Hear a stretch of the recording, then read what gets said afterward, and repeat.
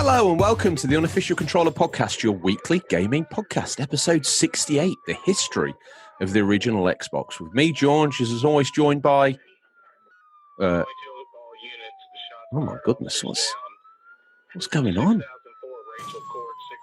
What? Tom? What? Hello?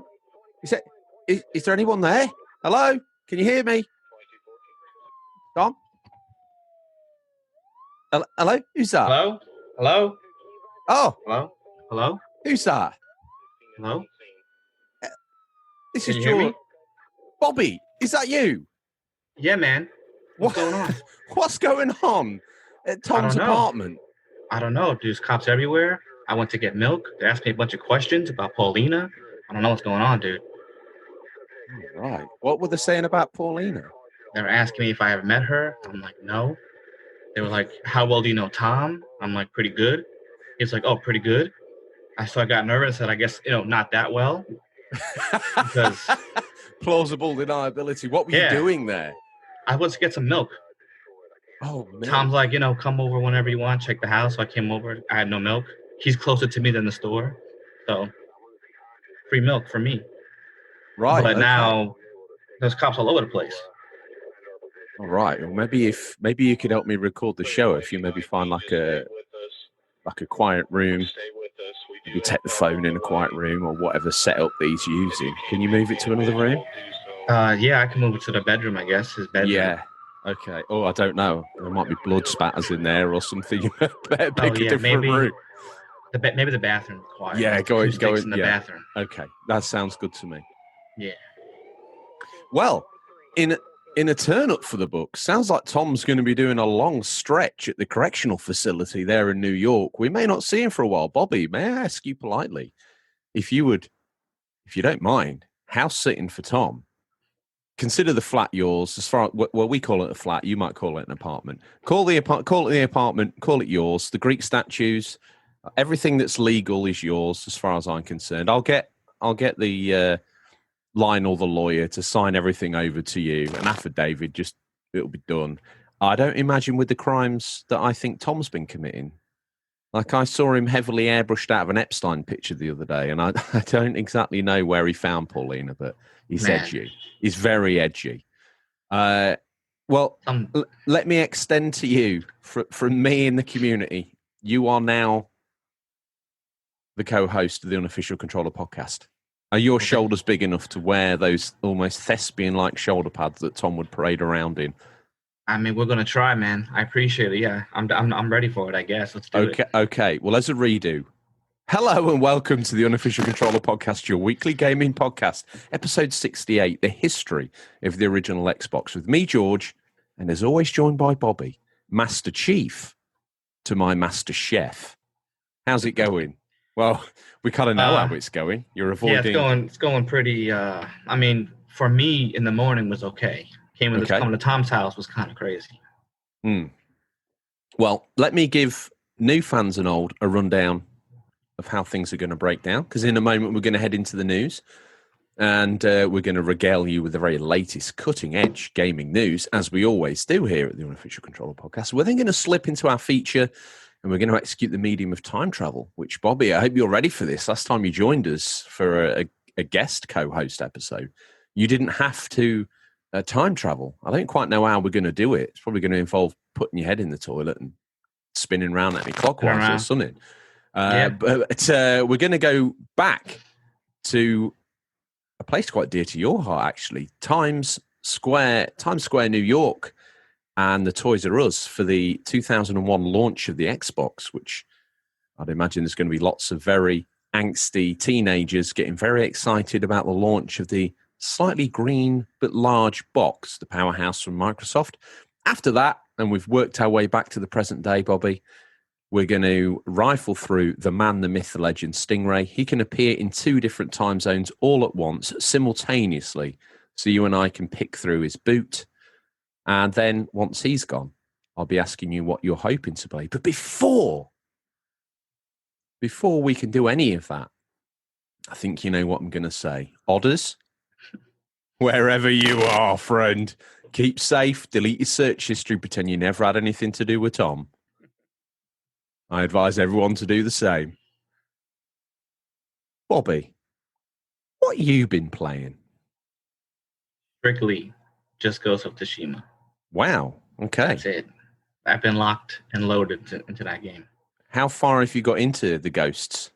I just got to the second island, and I only did the main mission to collect my father's armor, but literally just been going to defogging the map and all the question marks. I'm trying not to do any of the main mission until I have nowhere else, I guess nothing else to do side quest-wise. Oh, you're a side quest guy, aren't you? Yeah, you do it all... but I needed that armor first because it looks so cool. So I'm like, no, let me get this armor and then continue my side quest missions. And how are you finding it? Is it as good as you wanted it to be? I did see the other day that you were harping on about how it's in your top 10 games of all time already. Is it still there, as has it sank a little bit? No, it's still there so far. I mean, everything. First of all, it looks beautiful. Okay. Yeah. The combat is nice, especially from playing Sekiro. So yes. I got the dodging, pinpoint. I can really almost parry anything at this point. So that's awesome. The only problem is that sometimes I get a little too excited. And I speak a little bit of fake Japanese, and then my girlfriend's like, "Really? I mean, you all you're saying is mumbles," but I put it in like a mumble-ish Japanese accent, I guess. That's so beautiful. She's kind of getting a little bit annoyed at that, but you know what? I'm involved.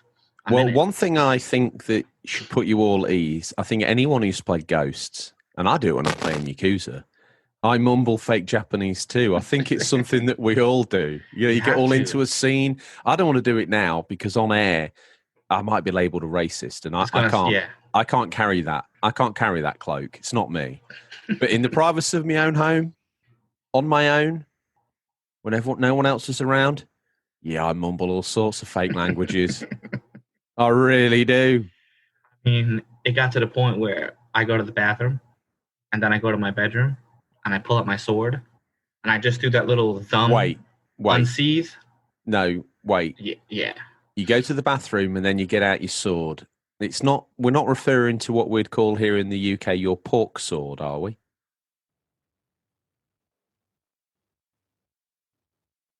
To it. I go into my bedroom, pull out my katana, do the little thumb sheath. Your actual real sword. Oh, yeah. Like I do it. And I didn't know I was doing it. Well, I knew I was doing it, but my girlfriend was watching me. That I didn't know. So when she saw me pull it out, she got real quiet. I did a little fake Japanese. And she was like, "Oh, boy, listen, you need a job, bro." What should I do?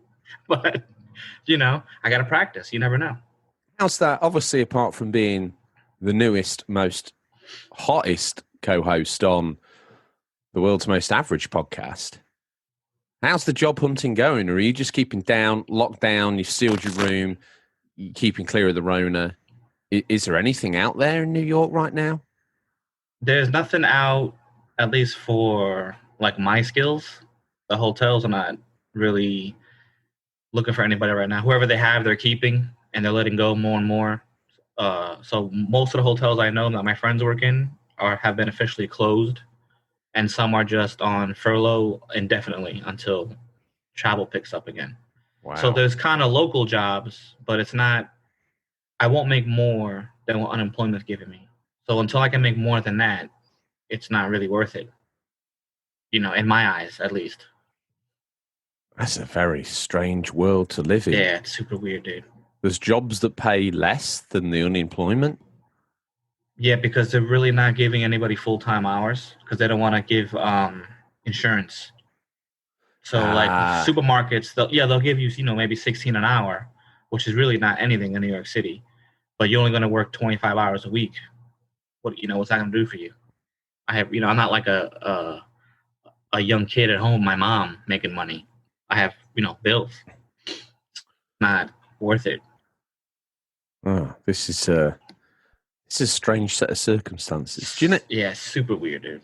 I hopefully on a slightly lighter note, although probably not, considering your apathy towards turn-based games. I've been playing I don't know why, Well, I know why, because I played Final Fantasy 15, and you would love that. I don't know if you've played that one. Have you played that 15? No, no. To be honest, the only Final Fantasy game I ever played was the first one on Nintendo. Okay. Well, I think you're a fan of the swordplay and all that. I think you would love 15. It's open world. It's almost like a road trip across America with your best friends. It's not actually America, and they're actually your royal guards. But don't let that get in the way of a great experience. And obviously, you like real-time combat. That's got it in spades. So I think you'd like that. But off the back of, I missed 15, and I played it a month ago, and I was like, that's amazing. I know what I'll do. I'll finish off that 13 that I had. And it's been absolutely savage, Bobby. There's been times where I've been stuck, and I've fought every bad guy and leveled up as much as I could. But obviously not enough. So I've had to go back and forward through these corridors to try and spawn the bad guys again. Oh, yeah. And I'm into like the first phase of the end game now. So I'm quite excited to see it done. I've got 13.2 and Lightning Returns on the shelf. I've ordered them after, falling in love with 13. I was like, yeah, actually, do you know what? I want more of this when this ends. I want more pain and punishment. I want to put myself... I'm an absolute sadist, obviously. But I might take something that's quick as a palate cleanser in between just to give me a little bit of spice, to give me something else, But I don't know what that is. I don't quite know what that is. But I would say, on that note, what else have I been playing? No, I honestly think that's it. Oh, have you ever played Metal Gear Solid 4? No, I haven't though. It's an interesting game. It's a very interesting game. I think you should, when you next get a lull in your gaming diary, I think you should bring that out. Again, as you probably got it because it was £1, and I got it because it was £1 as well. And I actually think it's I got it really cheap actually too. Yeah, from GameStop. It's a well put together game. $5. Exactly. That's so a great return. So I just said, you know what? Listen, $5 can't go wrong. Even if it's bad, at least it's only $5. I spent worse money with $5. The only thing I find with it's a stealth game in a war zone. And I'll be honest with you, if I was fighting in a hard-pitched battle and someone ran past me, as long as he wasn't trying to kill me, I'd be like, yeah. That's fine. I'll let him go. He's obviously no bother to me. Yeah. But they all turn around. They're like, oh, they've got the arrow above their head. They're like, what's this? Oh, crikey. I've got to kill them. I've got to kill the people that are trying to kill them. I've got to kill everybody.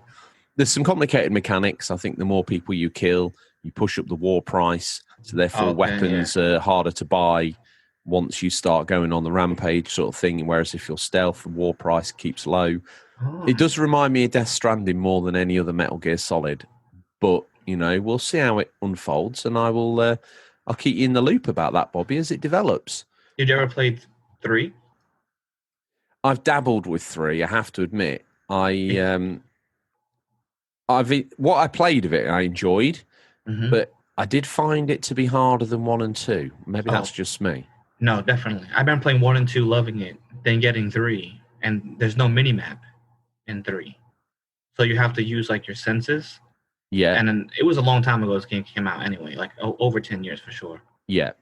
And I remember like not really getting past anywhere significant because I just kept getting caught because I wasn't using the camera like I'm used to.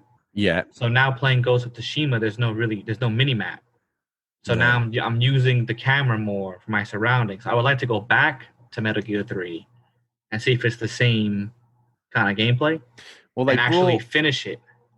Yeah, I think I've always expressed a wish to get that one done. There's they brought out a revamped version of it called, I think it was Metal Gear Solid 3 Subsistence, where they actually mapped the camera down to the right thumbstick instead of it being, I think, up on the shoulders, which made it a far more playable game. So I think if you can find the Subsistence version, or whether you've got it for PS3 on like a reissue or something like that, that would be the one to play. Oh, I had no idea. Yeah, this is the place. Well, with that, seemingly hot bit of news, would you believe, Bobby, about a 10-year-old game. It's time for the news to scour the very darkest regions of the internet to bring you the latest stories. First up, now, do you want to go, Bobby, or do you want me to go? I'll do it. Okay, sir. 343 Industries calls for aid, and Xbox Studios will answer. Former Bungie and Halo veteran Joseph Staten, who has been with Xbox Studios since 2014, has now joined 343 Industries. As project leader on Halo Infinite's campaign, he had this to say: "I'm thrilled to join Halo to help ship Halo Infinite. As project manager for the Infinite campaign, I will be supporting the team's existing great leaders and empowering them to do their best work." Okay, that sounds like the sort of thing you'd say on your first day, not to upset anyone, isn't it? I'm going to inspire their great little... If they were that great, they wouldn't be calling out to a veteran to come in knee-deep. He's almost... Does that make Joseph Staten like the Master Chief of Halo Infinite behind the scenes? Do you think he's like walking around and everyone's like, "It's Joseph Staten, say no attention, do it now, yeah." He's like coming down and he's sorting code just by looking at it. Troublesome code that they had in that launch preview. He's like, "Oh God, Joseph's here! Quick, look amazing." Do you think funny. that's going on? 100%. 100%. I can envision it now. They throw him into a room with a PC that's been giving him the most absolute grief, and it cowers in fear as he lobs in a couple of sticky grenades and all that other. Some guy can't figure something out. He walks in and bam, instantly figures it out. Thanks, Chief. It's the willpower, man. It's the power of the willpower. One has to imagine that if 343 were struggling, having an Xbox Microsoft veteran like that come in and help them out, it's obviously a sign that, as it says in the title there, they called for aid. Mm-hmm. An Xbox Game Studio says, "We'll send our very best guy." You know, former Bungie and Halo veteran, send Joe down. He'll knock it into a cocktail. You know, this could almost be like a Metal Gear reference. It could be. Trouble, they send in Snake. Gonna get it done. Right? And that's how I imagined it. Is existing the team's like, oh my goodness, maybe he's there to sack a load of people. Oh man, I hope not. Get on the phone to his old Bungie mates and be like, "Come down, you know, sack that Destiny off. Come work for me at 343. We'll make it happen." Well, it's like the good old days. And much like we're gonna pull on our skater boy jeans, you know, the cargo pants with the big pockets. Yeah. We're going to pull on an Offspring T-shirt, and we're going to go back to 2001 shortly, Bobby. So prepare yourself. I hope you've dressed accordingly. Yeah, I did. Here's some other news. A sad day for the rebellion. Disappointing news, Bobby, for Star Wars fans, as it revealed that Lego Star Wars, the Skywalker saga, has now been delayed until spring 2021. We can't help but feel this is another victim of COVID-19, or the dreaded Rona, as my American cousin would call it, and working from home situations. While it's sad, let's hope it gives the dev team, just like Biff Tannen in Back to the Future, more time to put another coat of polish on it. Here's the official blurb on the game. The galaxy is yours with Lego Star Wars, the Skywalker Saga. Play through all 9 Star Wars saga films in a brand new Lego video game unlike any other. Experience the fun-filled adventures, whimsical humour, and the freedom to fully immerse yourself in the Lego Star Wars universe like never before. One thing I'd say about that, now pull me up and tell me off if I'm being a little bit harsh, because I know we have younger listeners and they're probably like, "Oh, I love Lego games." You played one Lego game, you've played them all, Bobby. Yeah, for the most part. They just add a couple different ideas here and there, but it's really the same thing. It's a collectathon, really. You get your red bricks, get your studs, go into a badly mimed with Lego minifig scene from the original film that you kind of loosely remember. Maybe twist it a little bit. Yeah. And then, bam, back to... And one thing I find, when I first got Lego Star Wars, the original trilogy or the prequel trilogy, whichever the one did on PS2, I used to live away, as we've talked about many times on the show. Mm-hmm. And I remember playing Lego Star Wars and thinking to myself, you know, the only problem with this is the floor's actual rock. Wouldn't it be Lego?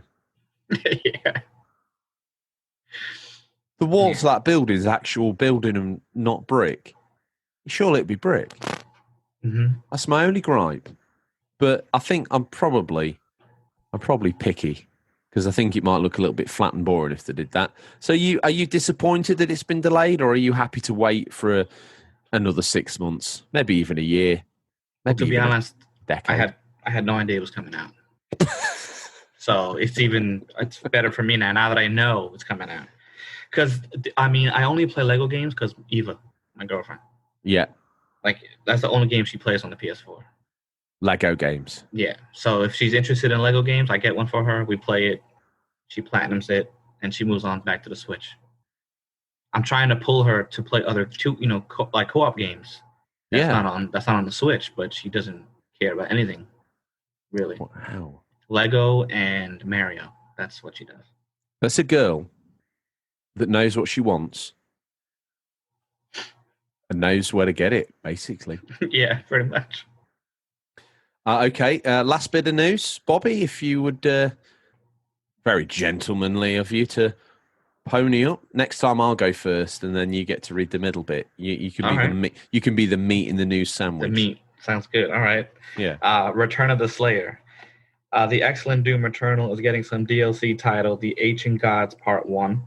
Bethesda News release says players will confront an ancient evil awoken from an imbalance in the heavens. The baddies players mow down and will include fierce new demons. The DLC will launch on the 20th of October, and you can pick up Year 1 Season Pass that will include this DLC and Part 2 as well. No standalone price is available yet, but will be confirmed soon. And don't forget, Bobby, if you already own the game on Xbox One or PS4, you'll get a free upgrade onto either the Xbox Series X or PS5. Well done to Bethesda for giving out a free upgrade. Good work, we would say. Have you played? I haven't played any of the new Dooms, I have to admit. I'm a big fan of Doom, the original Doom on the PC and all that other ramble. And I did have a soft spot for Doom. And I think it got a PS3 release where you might have played it. It was just called Doom. Mm-hmm. It came to the original Xbox, which is fitting because we're going to talk about that. And I think it also got a re-release on PS3. I think it's called Doom BFG Edition or something like that. Something like that, yeah. And they released them, Doom, I think it's called Doom PC or something. It's on PS4. Yeah. Doom 2 and 3 are released. But the computer ports, I think, were released as well. The original ones. What do you think of Doom? Have you played this new Doom? I have them both. Haven't played them, but my father played it. My stepfather, and he absolutely loves it. He thinks it's great. Oh wow! Yeah, he absolutely loves going in there and just destroying everything. And he kind of gets like he's a big rock guy, so the music is awesome. He says yes. So listening to that music, just killing the demons is amazing. I never thought he would ever play something like that, but there he is. I guess if he likes both of those scenarios, it's like he's diving onto heaven. Yeah, it's a win-win, 100%. Did you play? What was the first experience you had at Doom? My friend Adam had it for the PC back in like 93, 94. Did he? Yeah, man. So we were only playing, Sega, Super Nintendo. So when he had this for the PC and he came out, bro, I was blown away. I could not believe. First of all, I never really seen a first-person view game before, right? No. So seeing that gun in the middle of the screen and then walking forward and these things coming at you and then shooting them, all the blood and bodies explode and limbs fall off, I was like, well, this is awesome. I mean, we got nervous because every time his mom would come in, he'd do like some quick, I guess, hotkey, they call them, and shrink the screen or something back to like, whatever, AOL Messenger, whatever we were doing. And then when she would leave, he'd go back onto the game again. So she walks in and she just hears a I think hello, Adam's mom. And she's like, what are you guys up to? She definitely knew. You know what? She probably thought you were on some blue sites rather than playing. She'd come in and seen you playing Doom. She'd be like, oh, thank goodness for that. Yeah, 100% agree. Oh, they're only playing Doom. I thought it was way worse than that. Yeah. I mean, I don't really know what we were so embarrassed about because we were younger. We would go to Blockbuster, video, and rent horror movies, that showed a little extra skin. And she rented for us. And she rented it for us. So she didn't care. So what we saw there was we just rented a horror movie for blood, gore, and a little extra skin.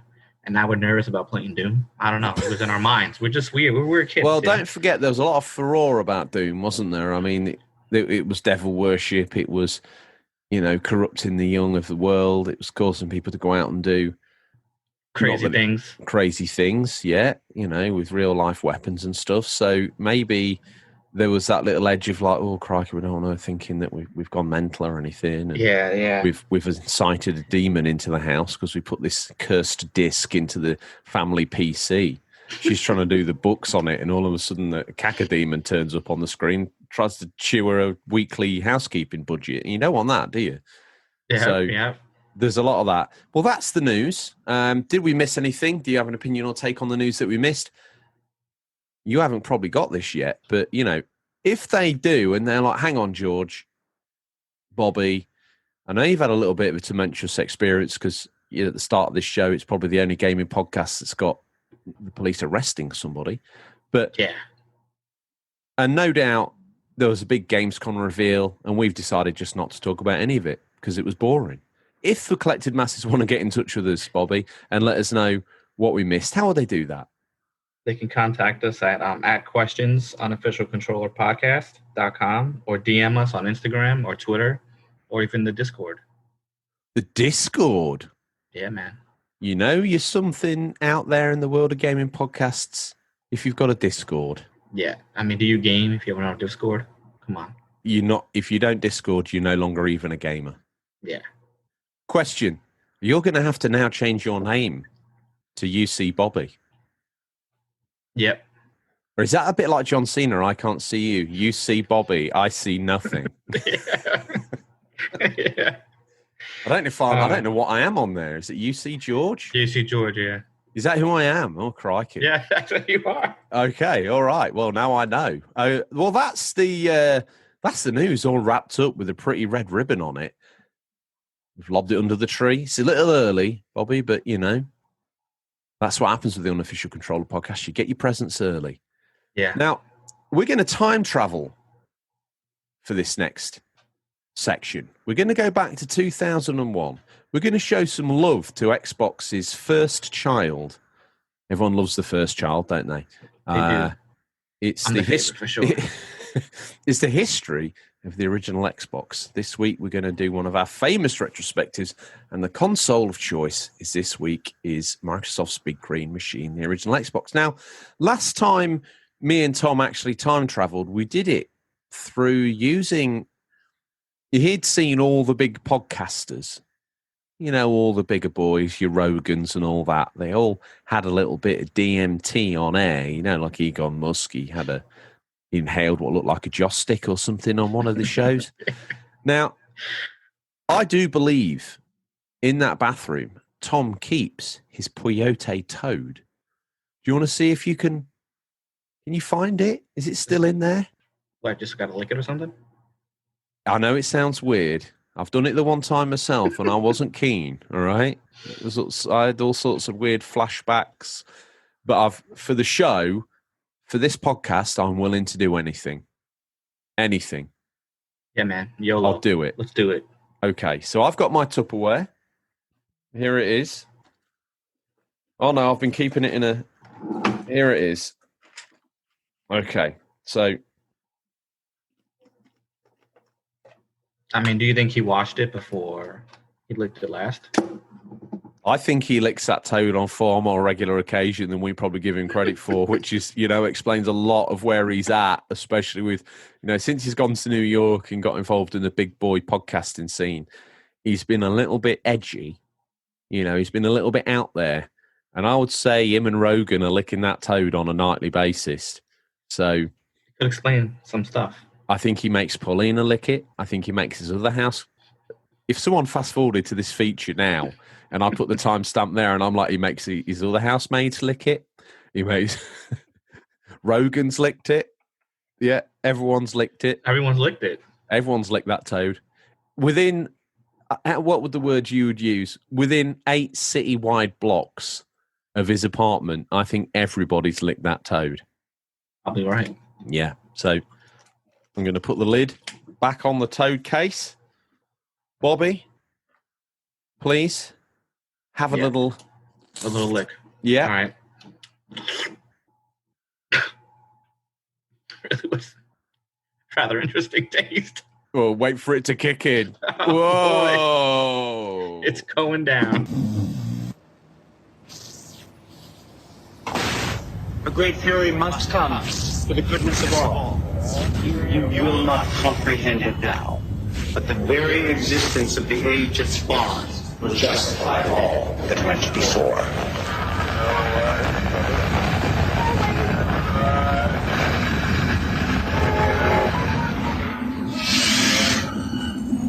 Can you believe we've now materialised? We've travelled back to a cold, windswept November 15th, 2001, Bobby, in New York City. Your home, we call it your hometown, but it's your home city. It's the place where you grew up, Times Square. Seems like a pretty cool place to me. All the neon signs going up above me. We can hear the traffic buzzing behind us. We're huddled up, and you can hear the excited masses outside and inside Toys R Us in Times Square. Now, maybe now would be a good time to, maybe we'll pass the microphone around.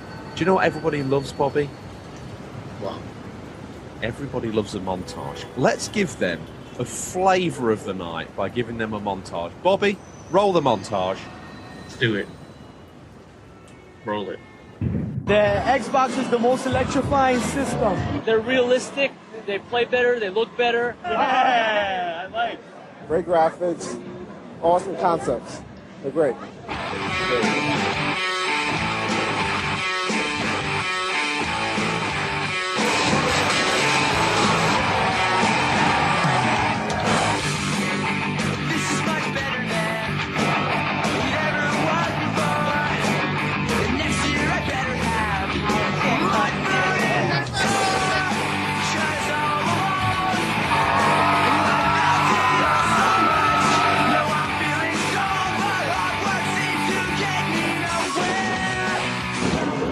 Look at the smoke.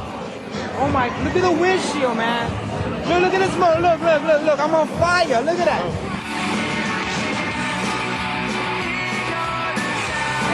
Awesome. The graphics are unbelievable. They're really sharp. And the game control is pretty cool. The handling is really nice. It's awesome so far. The controller takes like, it's the only controller I've ever touched that actually like molds to your hand. Yeah, awesome. It's pretty cool, man. So we'll see. Like, I missed all my classes today for Xbox, and I'll do it again.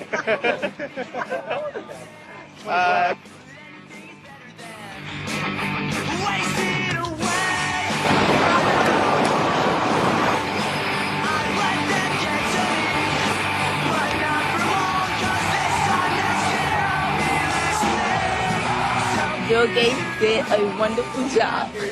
Good job, mister. And can I get one? Congratulations, I think you got a winner. And I mean a lot of excited gamers, New York gamers. They've all been primed with quotes. They've all been pumped with the hyperbole of the Xbox marketing suite. I heard one of them call it the most electrifying console, just like his hero, Dwayne "The Rock" Johnson. And we'll get to Dwayne "The Rock" Johnson, and I'm sure he's here tonight. But before we can delve really deep, Bobby, the story goes back a little bit further. So let's delve into Microsoft's closet and their first foray into the console market. Well, to trace back to, we need to take a look at Microsoft's actual first foray into the Sega Dreamcast. Licensing their Windows CE tech to Sega to help make the DC more capable and easy to develop for, Microsoft developed a custom Dreamcast version of Windows CE with DirectX API and dynamic link libraries, making it easy to port PC games to the platform. Development teams would ultimately favor Sega's Dreamcast tools over those from Microsoft. This enabled the DC to easily have some great PC titles ported over to it. But more importantly, it saw Microsoft logo embezzled on all Sega's amazing but ill-fated Dreamcast consoles. Wow. Okay, so there's a lot of people who've got Dreamcasts, and right at the front of that is Microsoft's name. It's a bit cheeky of them, really, isn't it? We're going to lend you our, we want it right there on the box. Yeah, but we've done all this hard work, and you just write a little I don't care about that, says Bill Gates. I want it all over it. It's mine now, branded like a cattle rustled cow. It's just been slapped with the MS logo, pinned down, and had it seared on its backside. Gates, he takes no prisoners, does he? Well, we've heard some from excited some excited American cousins, Bobby, as we've lined up and passed the microphone around like a hot baton, or like Tom's frog, basically. But there's also some of our listeners have expressed excitement over the Xbox console. First up, Bobby, we've got a new listener, Simon Holland, over on Twitter. He says, Kung Fu Chaos. My best mate and I played... Hang on, before we do all this, normally, let's imagine we've got a new listener. They're like, my God, someone's been arrested. These guys have licked a toad. They've travelled in time. And now they're reading out listeners' comments. How do I get involved? Well, every week we post up a little post that says, get involved on Instagram or Twitter. What are your memories of this console or this machine or this topic? What's your thoughts on this gaming hot topic? And they obviously leave a little message and let us know, just like Simon Holland did. And thank you for doing so. Where did we get to? Kung Fu Chaos. My best mate and I played the story mode and minigames every time we met for years. And seeing my kids laughing and playing it years later was magical. What a game. Oh, and Splinter Cell. Shooting light bulbs. Time Splitters 2. A future perfect for a weekends on end. Republic Commando. Best Star Wars game ever. You're not going to hear any arguments from me about that one, my friend. 13 and its cel-shaded glory. Project Gotham, he says, perfect. Racing, and Indiana Jones in the Emperor's Tomb was a masterpiece. I admit, on the Xbox, play a lot better than the PlayStation 2 version. Not to mention, I ripped all my 300 plus CDs onto the hard drive before I went to uni and was the music provider for my halls all year. What? He says, what a console. Well, I hope that we're going to do his console of choice for his formative years justice, Bobby. I think we will do. Who's up next there with a memory of the Xbox? We got It's Much More. He says queuing up for the Halo 2 launch at Game, then playing it till like 3 a.m. in the morning with all my online buddies was great times. Wow. That's he's always very cutting edges. It's Much More. He's online with Halo 2. He's not mucking about, is he? Up next, the artist of the show, and all those people messaging in, they've now thrown their hat into the ring, almost raffle-like. Do you have raffles in your country, Bobby? Yes, we do. Okay, well, it's like a big raffle, isn't it? By contributing to the show, your name goes in a hat, and I guess me and you'll be picking out the lucky winner next week to find out who's won Comment of the Month, and they get a piece of Adam's artwork.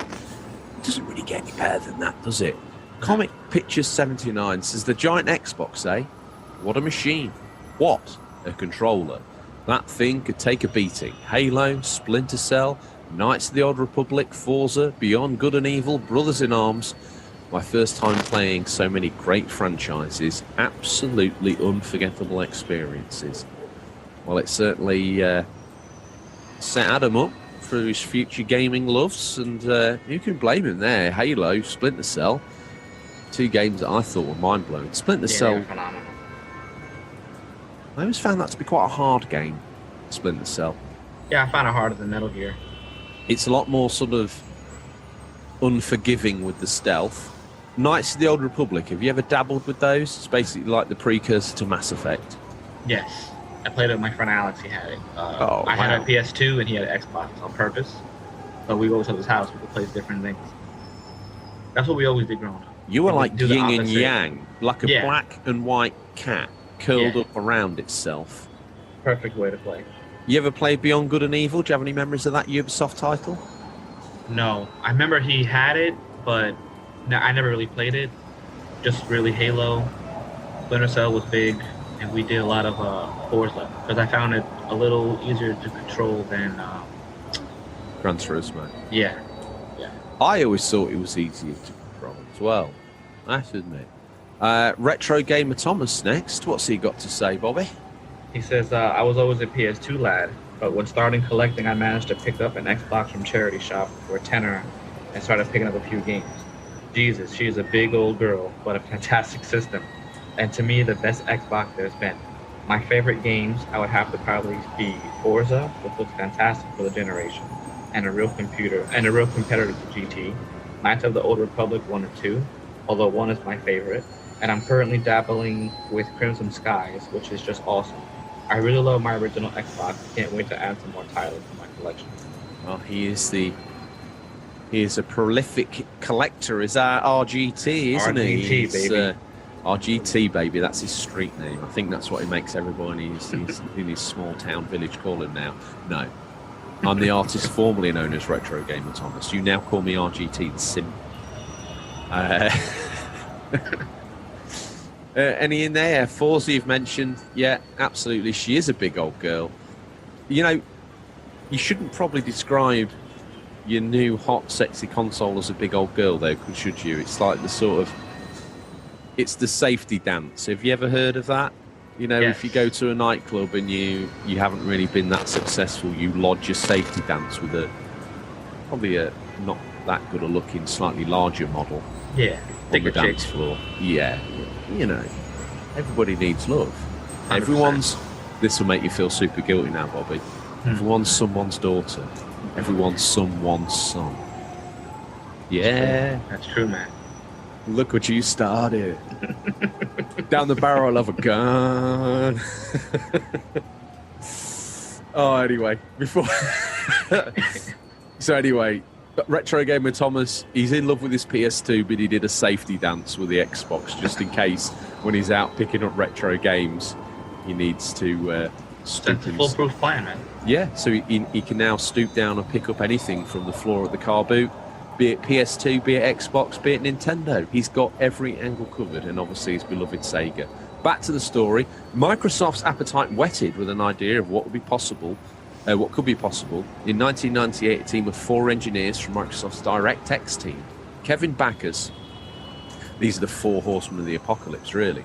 Kevin Backus, Seamus Blackley, Ted Hassey, and DirectX team leader Otto Burks began workshopping ideas for a new console which would run exclusively on Microsoft's DirectX technology. Nat Brown, the Windows software architect to Microsoft, would also become a key part of the project after meeting Hassey in November 1998. Now, this one struck me as being a little bit of an edgy fact, Bobby, but bizarrely, the project was secretly codenamed Midway, in reference to the Battle of Midway during World War II, in which Japan was decisively defeated by American forces as a representation of Microsoft's desire to surpass Sony in the console market. What do you make about that? I mean, look, that's pretty bold. Pretty bold, I'll tell you that. I didn't know that, so that was pretty interesting to me. What we're going to let's call it Midway. Yeah, that's the time we told the Jats what to do, wasn't it? Yeah, oh, crikey. I'm glad they called them. I'm glad it was actually referred to as Midway and not Hiroshima or Nagasaki, because that would have been edgy. Crazy. For all we know, they probably did, and Midway's the one that history remembers. That's definitely worse than Sega does what Nintendo. Oh, 100%. That's probably the understatement of the year, Bobby. Let's put that on the back of the Blu-ray box, friend. Whoa. Unofficial Controller Podcast: The Next Generation, Episode 1. Already going deeper and darker than they've ever been before. Bobby at the wheel, eh? Oh, a new lease of life for the show. It's not just for kids anymore. This newly formed DirectX team had their inaugural meeting on March 30th, 1999, in which they discussed issues such as getting a PC to boot quicker at a quicker pace than usual. The console would run off Windows 2000 using DirectX 8.1, therefore making it easier for PC developers to boot over games to the Xbox. This also gave the Xbox more processing power than that of most other home consoles. According to Blackley, using PC technology as a foundation for a video game console would eliminate the technology barriers of most home consoles, allowing game creators to expand further on their own creativity without having to worry about hardware limitations. The four DirectX team members encountered disagreements with the Silicon Valley engineering team behind WebTV, a newly devised device running Windows CE that was built with the idea of being able to attach to a home TV. Microsoft has acquired Web TV after they purchased the rights to the device. Microsoft executive Craig Mundy wanted the Xbox project to be led by the Web TV team, who believes the console should be built from the ground up as an appliance using Windows CE. However, the DirectX team were adamant about the idea of repurposing PC hardware components, such as disk drive, arguing that they were cheaply manufactured and could easily be updated every year.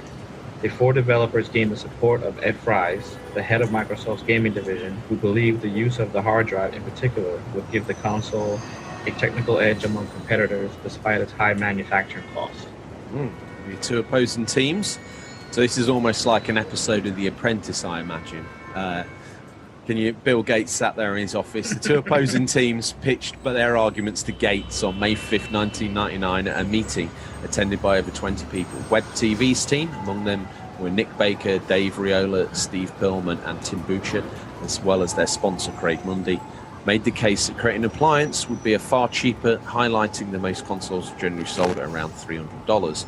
They also wanted to use a custom-made graphics chip, the likes of which could be shared across several different home devices. Conversely, Freeze vouching for the DirectX team argued that a PC hard drive would set Microsoft's console apart from competitors by allowing for their direct implementation of online access, an argument which Gates sided with. When Gates questioned if PC games could be effectively ported to the new console, Blackley explained the machine would utilize DirectX hardware, meaning that they could easily be converted. Gates heavily favored the proposition over Web TVs, whose concept relied on Windows CE as a heavily stripped-down Windows variant and wasn't compatible with DirectX. As such, Gates sided with the DirectX concept and gave Burke's team the go-ahead to create a new video game console. Despite this, Web TV would still play a part in the Xbox initial launch. Now, I said at the start of that little bit there that I thought it would be like The Apprentice, but halfway through reading it, I almost imagined Web TV like Ed 209. Blasted, and Bill Gates sort of like, what's going on? Some guy coming in, some hot, fresh guy from the DirectX team saying, do you know what? We've got candidates lined up. Have you ever heard of the RoboCop program? Maybe it's time to try something new, Dick. And then we cut to, can you fly, Bobby boy? Man. And that's the that's Xbox. It. Yeah, Xbox is RoboCop, baby. Oh my God. The DirectX team began constructing prototype consoles, purchasing several Dell Power laptops, and using their internal parts. Among the names considered for the new console were a number of acronyms, including Windows Entertainment Project, WEP, Microsoft Total Gaming, MGT, Microsoft Interactive Network Device, MIND, and Microsoft Interactive Center, MIC. Using the names considered was DirectX, referring to the system's reliance on DirectX. At one point, Hayes jokingly came up with the names Triple Xbox and Direct Triple Xbox as a nod to the system's higher volume of adult content compared to Sony or Nintendo's consoles. What? That's great. What if they called it the Microsoft Interactive Center? Are you playing on your Mic? Yeah, everyone knows a Mic. Everyone's got an Uncle Mick. Bring in the Mic. Wheel in the Mic. Oh man, I'm glad they went with Xbox. Yeah, 100%. And Direct Xbox was quickly shortened to Xbox, so an email conversation was ultimately favoured by the development team. There are a number of spelling variants were tossed around, such as lowercase big B O X, big X, little b O, large X, and then finally capital X hyphen box. Microsoft's marketing team didn't like the name, suggesting 11-X or 11X as alternatives. Well, they didn't put it out. Good old marketing team. Yeah. They earn the big bucks to come up with cool names. We're going to call it 11X. Shut up, it's getting called Xbox, all right? Okay, we'll do our best. During focus testing, the company put the name Xbox on the list of possible names during focus testing, simply to prove how unpopular the name Xbox would be with consumers. It shows how little they know.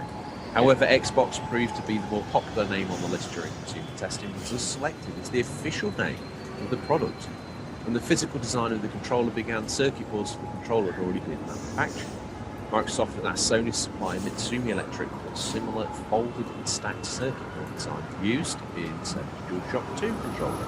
but the company refused to manufacture such a design for Microsoft.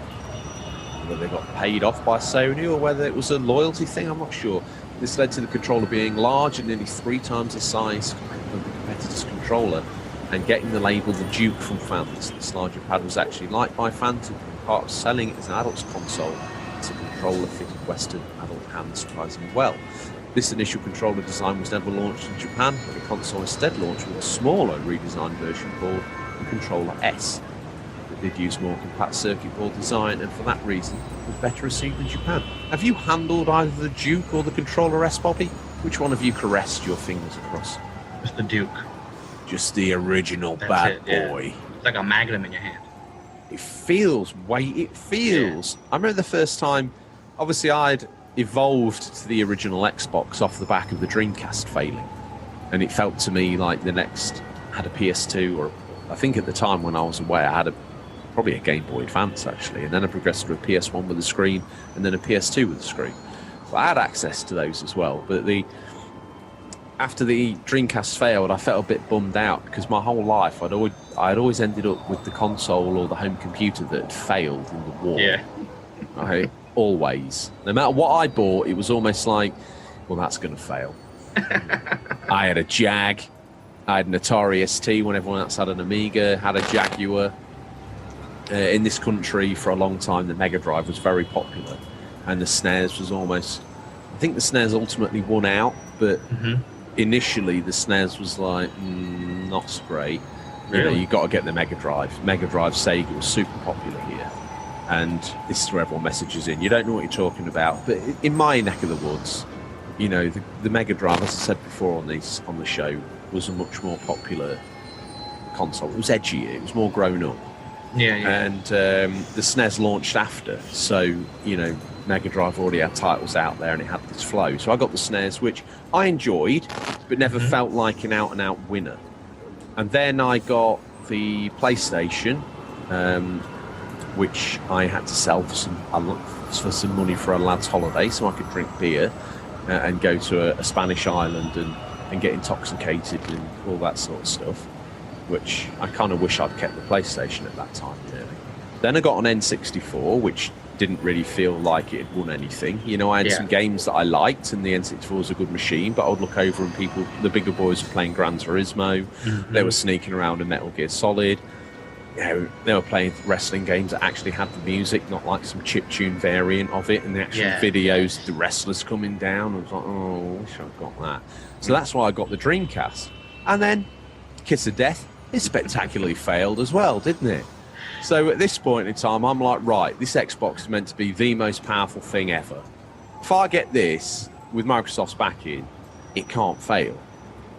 Well, I think I should have been sent a check by Bill Gates, really, saying we'd really prefer it if you bought our competitor's console, seeing as you were like the Jonah of gaming, George. No problems, Bill. Put enough zeros on that thing, and I'll sign anything. That's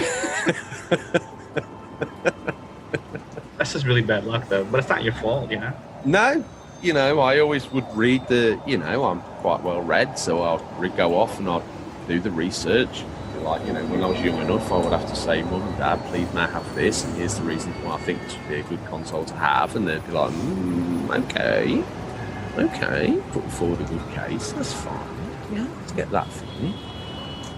And then when I got my own money, I got a job, and it was like, okay, this is what I'll get, I'll trade in all that I've got for this, and I'll trade all I've got in for that, I'll get tuppence halfpenny. Now, in the history of Sonic, I covered off with you what tuppence is, Bobby, didn't I? Oh, tuppence, yeah. Tuppence a bag. So, yeah, that's what brought me to the Xbox. I took it home day one, I tell you what, and I was blown away by Halo and Project Gotham. Now, one of the other reasons why I got pulled into the Xbox community to begin with was I was a massive fan of Metropolis Street Racer and Bizarre Creations. Done wonders with that, and when I found out that the sequel would be going over to the Xbox, I was like, oh, yes please, Microsoft ultimately killed it off, and in that regard probably then really drove my attentions towards them into the bin, really, because the Gotham franchise for me was the main reason. And the game got consecutively worse, I felt, over time. Like Metropolis Street Racer was, for me, still one of the best. PGR 1 was good. PGR 2 was even better. But then we started getting the Xbox ones. The first one on Xbox was great, but then the subsequent sequels on 360 weren't, for me, just weren't great. The bikes ruined it. Anyway, enough of my waffle and personal rose-tinted reminisce. We've got a new listener there, Bobby. What's he got to say for himself? Where's he from? Darren Davies over from Twitter. Wow. Look at us. Thriving. Yeah. Cross-platform social media.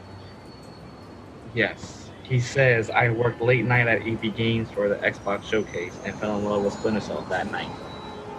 Wow. Pretty cool. Do you know what? I wonder what it's like. You know, if you're working at EB and it's late at night and you're trying to... I know what I'm like. I'd bring people in. I'd be like, oh, come and try out this new game. It's so realistic. It's got... You can actually see the work. And then, like, make people play through it almost properly. And I like crouch you. They can't see you when you're in the dark. Right, okay, get out your fisheye camera, poke it through the keyhole. I said, look at that graphic. Oh, wow, that's amazing. I'm going to get a copy of this. Brilliant. Yeah. Got one up for the good guys. That was pretty cool, that game mechanic. I like that. Yeah, it's... I've never seen that before. That was pretty interesting. Yeah, I'd agree with you. When I Splinter Cell, I think I've got it on original Xbox still. I've definitely got it on PS2, and I'll be absolutely honest with you, Bobby. They're like two different games. And I found a lot of games that came on PS2 and also saw a release on Xbox, like very different titles in the end. Like, I've got Band of Brothers on PS2, and I think I've also got it on original Xbox, and it's like playing a different game. Really? And Indiana Jones I've got on PS2. He's barely playable, yet on Xbox it's not a bad little game. And there's quite a few other games that really levered the extra horsepower underneath the Xbox's hood. It arrived later, so it was able to come with the bestest parts, you know, and it was a very much a cutting-edge PC in a box. But yeah, it was certainly, if you put them side by side, you'd be like, oh my goodness me, that PS2 game looked ropey. Obviously, if you've only ever had PS2, you don't know any different. You think this is incredible. But then when you see the Xbox, you're like, ooh, that's sexy. Yeah, I agree. I remember when I first saw Halo, it was like, you know, what would be look like a PS3 game. I thought the graphics were unbelievable. In the Xbox, it was wild. How far we've come, because it looks a bit ropey dope now, doesn't it? But, you know, at the time, I'd agree with you. It looked, to even be fair, the colors. I was like, I've never seen colors like that in a first-person shooter. It's very vivid, isn't it, Halo? Yeah. To me, it's still got a soft spot in my heart. You know, I remember I came home from leave with some money in my pocket, and I bought the Xbox and Halo, Project Gotham 1. And I was determined to get Halo done on that week of leave, and I did get it done. Oh, wow. Some parts I was super frustrated because it was like I was up all day and night playing this game. But, you know, I was also experiencing something like I felt I'd never experienced before in my life. Agreed. It was that cutting edge. Someone else who thought Halo was cutting edge, Finch the Gamer, he says, Halo 2 aside, which we played an unhealthy amount of, a large group of us used to pile around to my friend's house and play/watch stories on Raw. That's the WWE Raw 2. We would create a full roster of characters based on all of us, then randomly generate the running of shows, down to the backstage attacks, ring call-outs. I remember an incident where my friend's character dropped a crate on his girlfriend's character's head backstage. Not his actual girlfriend, that would be a bit insane, which he had no control of, and he never lived that down. The Xbox eventually died the way it lived, in a wrestling... Finster, you and your boys. Yo, this pours more truth on the fact that he strips to the waist like a Victorian pugilist. He's actually a Victorian wrestler in a wrestling mishap in which one of those box TVs has knocked over, crushing the Xbox and ending its wrestling career. Not only its wrestling career, its whole career, Finster Gaming. You DDT power drove that through a table. Art imitates life. Unbelievable, isn't it? Yeah, who'd have thought such a thing? Wow, Finster Gaming, that's a great... That's the sort of comment we normally get from roast space monk, isn't it? But this week, Vince the Gamer took control of the confessional, and he's rocked up with that belter. Adam the artist has got even more to say, Bobby. Part 2. Part 2. What's he got to say for part 2? There was Rainbow Six game night, and unlike the later ones, it was a one player, but Xbox Live wasn't really a fully formed thing the way it is now. But you could use your chat headset to issue voice commands to your AI buddies. You could split your team into 2 pairs and set up a stacked up situation, and then just say breach, flash, smoke, and clear amongst other commands. It was really good, ahead of its time, and hasn't been really implemented since. I, for one, thought that was. I also agree. That was. No, I never played it, and I'm for this instance, I'm willing to go with Adam's word as a gentleman that this works seamlessly. But he's a very broad Scottishman, as I'm a very broad Englishman, and I can imagine him screaming down his microphone commands at the Xbox, and the guy's like, he's like saying, I'm not even going to try and do a Scottish accent, but let's imagine for a moment he's like saying, smoke and clear, and these AI characters just like turn around and walk off. He's like, get back here, smoke and clear that room. He's screaming his face off at this thing, but seemingly it worked real slick. I've got no evidence to suggest either way, so I will just go with Adam on this one. But I would love to. I picture this scene of him absolutely veins popping out the side of his head, screaming at his TV, wondering if his microphone's even plugged in as these guys just disperse, and he's like, "No, I said breach, flash, smoke, and clear. What are you doing?" I would love to have him as my text message. Yeah, as his voice when I get a notification. That would be awesome, bro. Smoking clear. Get it recorded. Oh my God. We'll add it to the plethora of things you can download from Comic Pictures. No space on Etsy. That's a custom MP3 of breach, flash, smoke and clear. Up next, Ozcat. He's American, so you've got to do him justice here. I don't know where he's from, but he sounds like a very lucky boy. On more occasions than one. He says, I'm one of the winners of the original Mountain Dew Xbox. Growing up, I lived in a small neighborhood with a family-owned market at the opening of the area. The owner's name was Junie. He was awesome. He let us neighboring kids help move watermelons or stock sodas and give us a free soda or candy bar.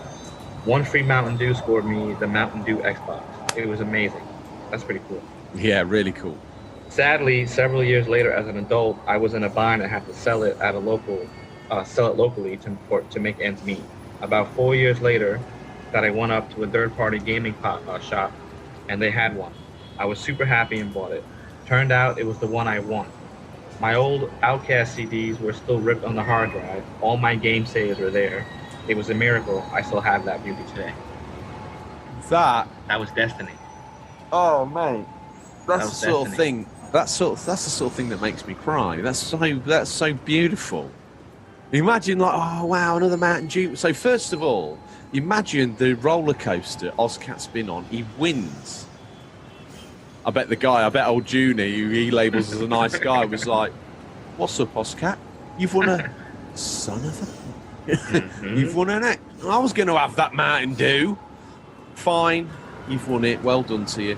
You've moved 2 Mortal Melons and some Stoders, and now you've ended up with a brand new limited edition Xbox. Knock yourself out, something." So Ozcat's won this Mountain Dew Xbox, which is an incredible thing in the first instance. Well done. He's then got a little bit of in a tight spot, and we've all been there. He's had to sell off part of his gaming collection. Savage. Yes. Then, a little bit later in life, he's more affluent, he's feeling good about himself, he walks into a local gaming shop, and it's like being reunited with a long-lost love. Yeah, man. And then he's like, "Oh, you look like my old girlfriend." Gets it home, opens her up. Nah, that sounds a bit weird. Let's just put it in console terms, right? Because you're not going to open up your old girlfriend, are you? Right? You look just like her. You are her. Oh, well, that's weird.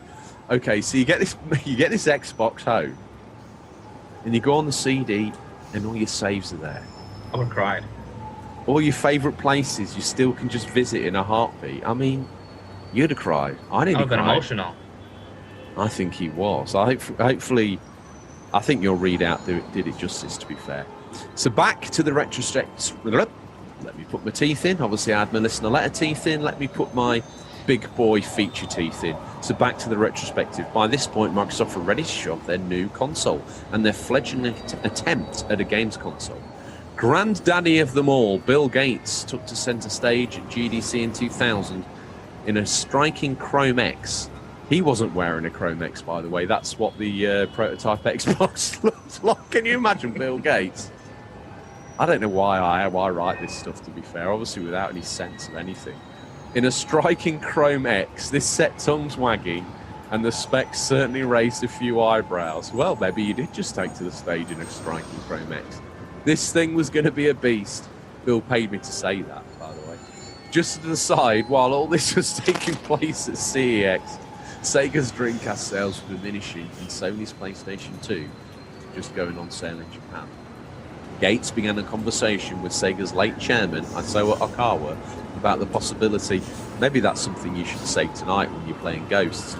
So that's not even Japanese. You'd be like, actually it is. Either Isawa Okawa is. About the possibility of Xbox compatibility with Dreamcast games. Negotiations fell apart over whether or not the Dreamcast SegaNet online service should be implemented.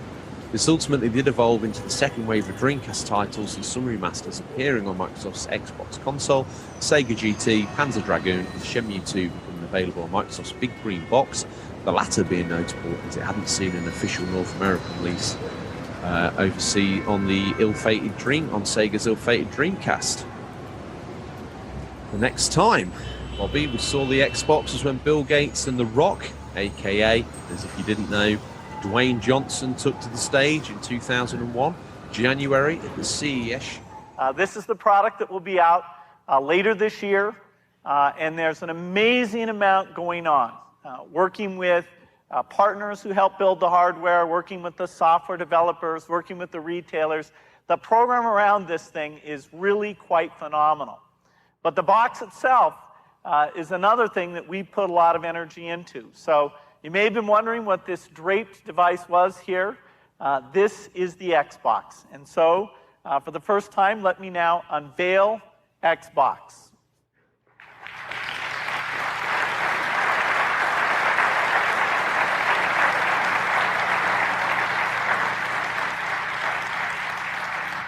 As I said, the design here was driven by spending time with gamers. Actually putting the control in their hands. We tried out over 100 different form factors, to find what was the most comfortable and would give them the best gameplay. If it's a game that you've played before, one of the unbelievable things here is that we have a hard disk, and so the information about the game will already be stored. You don't have to load it off the disk or load it as you move from level to level. What you're seeing on the front, the eject, the on-off button, and 4 game ports. That was one of the big pieces of feedback, was people didn't want to be limited to 2. These games where lots of people can participate, we wanted to make it easy to have 4 people. And this box includes a rumble capability. So as you're sitting there holding it, you're feeling what's going on. You're feeling that explosion or that crash or that intensity actually comes through the controller itself. This is a totally digital device. And so off the back, we've got the digital connector that goes out to the TV. We support HD TV or all the other connections you've got. The resolution here is really unbelievable. Now, not everybody will have an HD TV, but this thing is ready for them when they get it. The graphics power is over 3 times what's been available before. And we've done it in a way that the model for software developers is very rich. The ability to actually achieve the theoretical performance and use tools that they're used to is very straightforward. We've done that by, in some cases, leveraging PC technology. Intel's a partner here with the CPU. NVIDIA's providing a very key chip, their NVIDIA chip. In fact, what you're seeing here is the final Xbox except for a couple of those chips that are so state-of-the-art that they'll only be done right as we finish the manufacturing. So we'll plug those chips in. Except for that, everything in this box is the final design.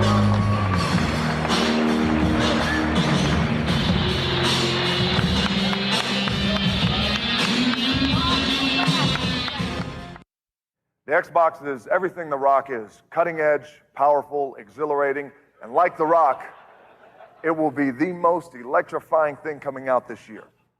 And what The Rock is to sports entertainment, to the WWF, the Xbox will be to the video game industry a breakthrough and certainly an original.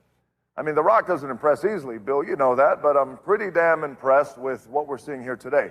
And considering that this Xbox at this moment is only running on 1/5 of the system's power, it's very impressive. Bill, do you have any idea what The Rock would be like if he were only running on 1/5 of his power? Well, I would think that... It doesn't matter what you think, Bill. I'm sorry, Bill. It's just a force of habit. Rock apologizes. No, The Rock, even at 1/5 of his power, would still blow everybody out of the water, just like the Xbox.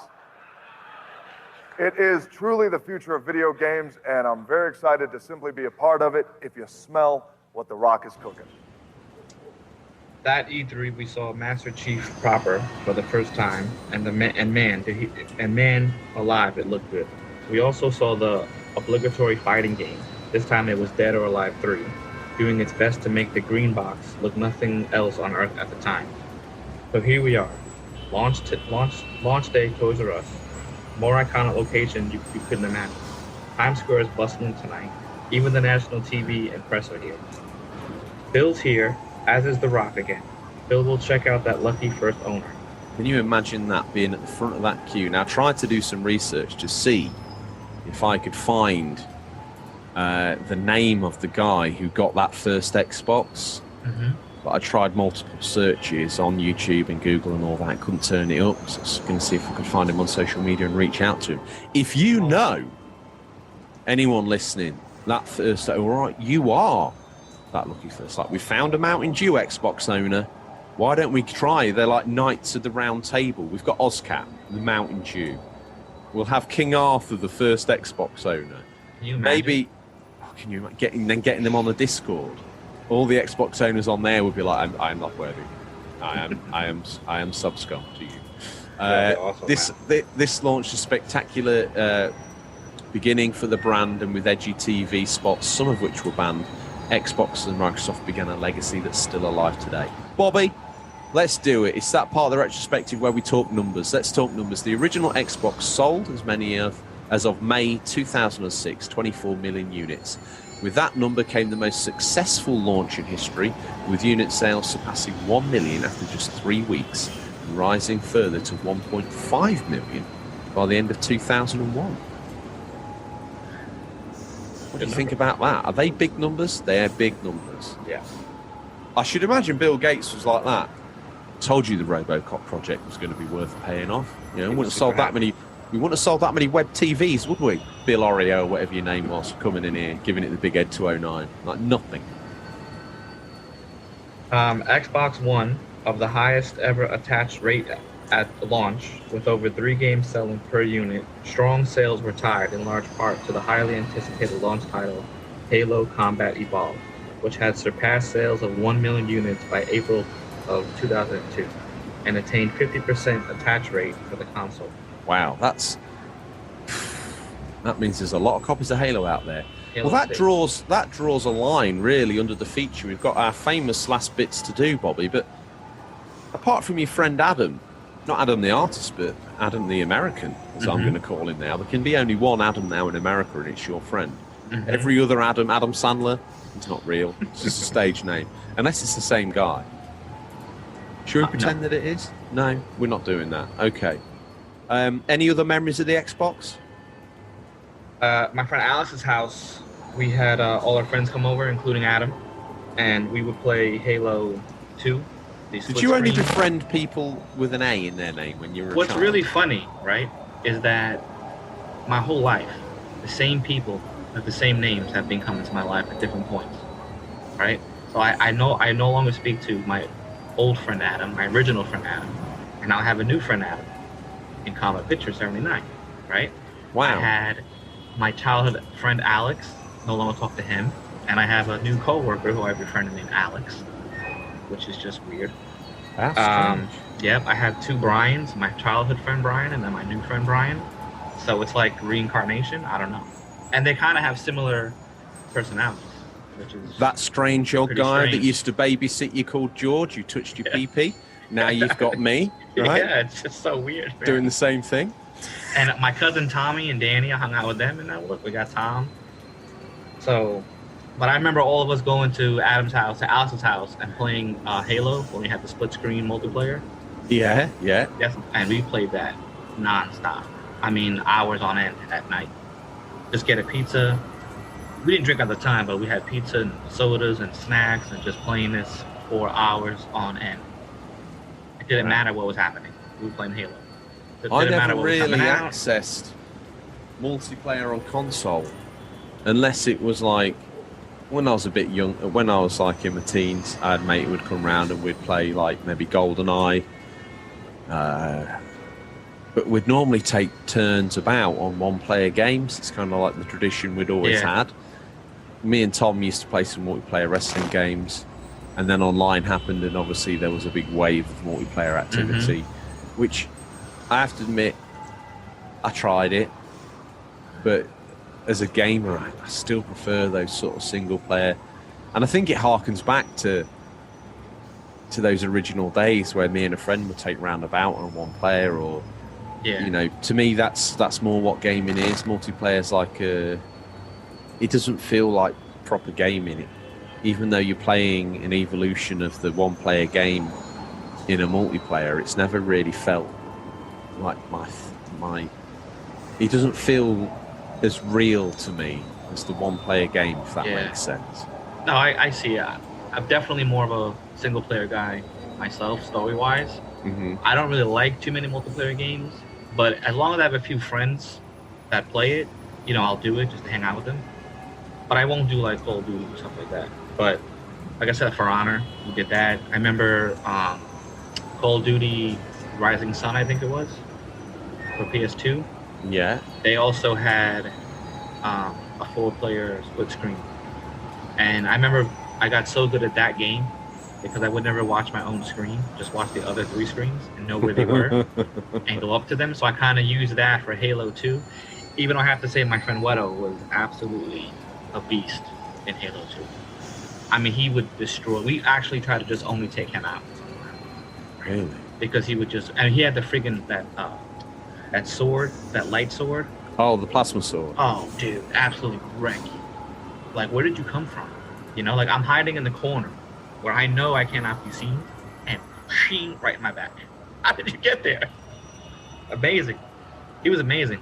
I think he tried to do some in Chicago. He tried to do some tournaments for money. I don't know how well he did, but I mean, he qualified, so that's not bad. Better than I could do. That's a fact. Well, let's imagine you're at a cocktail party and someone slides over you telling you they're an original Xbox owner. Here's the games you need to know to hold your own. I'll kick off and then we'll do roundabout. So Halo 1 and 2, we've already mentioned those, and if you don't know what they are you even a gamer? Yeah. What's next, Bobby? We got PGR 1 and 2. It's Project Gotham Racing. Have you ever had the fortune of playing any of the Project Gotham series? I have not. Okay, that's something you should check out. Knights of the Old Republic 1 and 2, have you ever had the fortune of playing those? Yeah, those are awesome. They are great games. What's the next one on that list, Bobby? We got Morrowind from the Elder Scrolls, which is number 3. Yeah, I mean, have you played that? Yeah, I love that game. Oh my goodness gracious me. What did you play that on, Xbox or PC? I originally played it on my friend's Xbox. I borrowed it just for that game, and we switched consoles for a little bit because I really wanted to play it. Yeah. Because to me, the Xbox always reminded me of, like, I guess, a home version of a computer. Yeah. But they had games like this were not on PS2. No. So I thought it was interesting. So I borrowed it for like a month and just submerged myself into the world of Morrowind. I remember I was still in the Navy at the time. I was on leave, and a mate of mine had picked up an Xbox as well. And we'd both got this Morrowind. And when we were on ship, we used to go to the ship's PC and play a lot of games together. And I was quite far into Morrowind, and he was quite far into Morrowind, and we rang each other. And then, in a very weird move, we both went to the same place on the map in our own independent games. Oh, that's cool. It's like, where are you? Yeah, I'm just outside this place now in the town centre. Like, I am as well. Oh my God, it's amazing. It's like we're in the same place in the game. Not really, George, but you know, whatever. Go with it. It's like looking at the same star in the sky. It is, yeah. It was. You know? It was. It for me at the time. It felt like a really unique and diverse experience. And the fact that someone else was playing Morrowind was also quite interesting to me. See, for me, you can't give me a game like this where I can create my character, because I would spend hours trying to get my character right, only then to realize I'm going to be in a helmet the entire time. And you didn't look good either.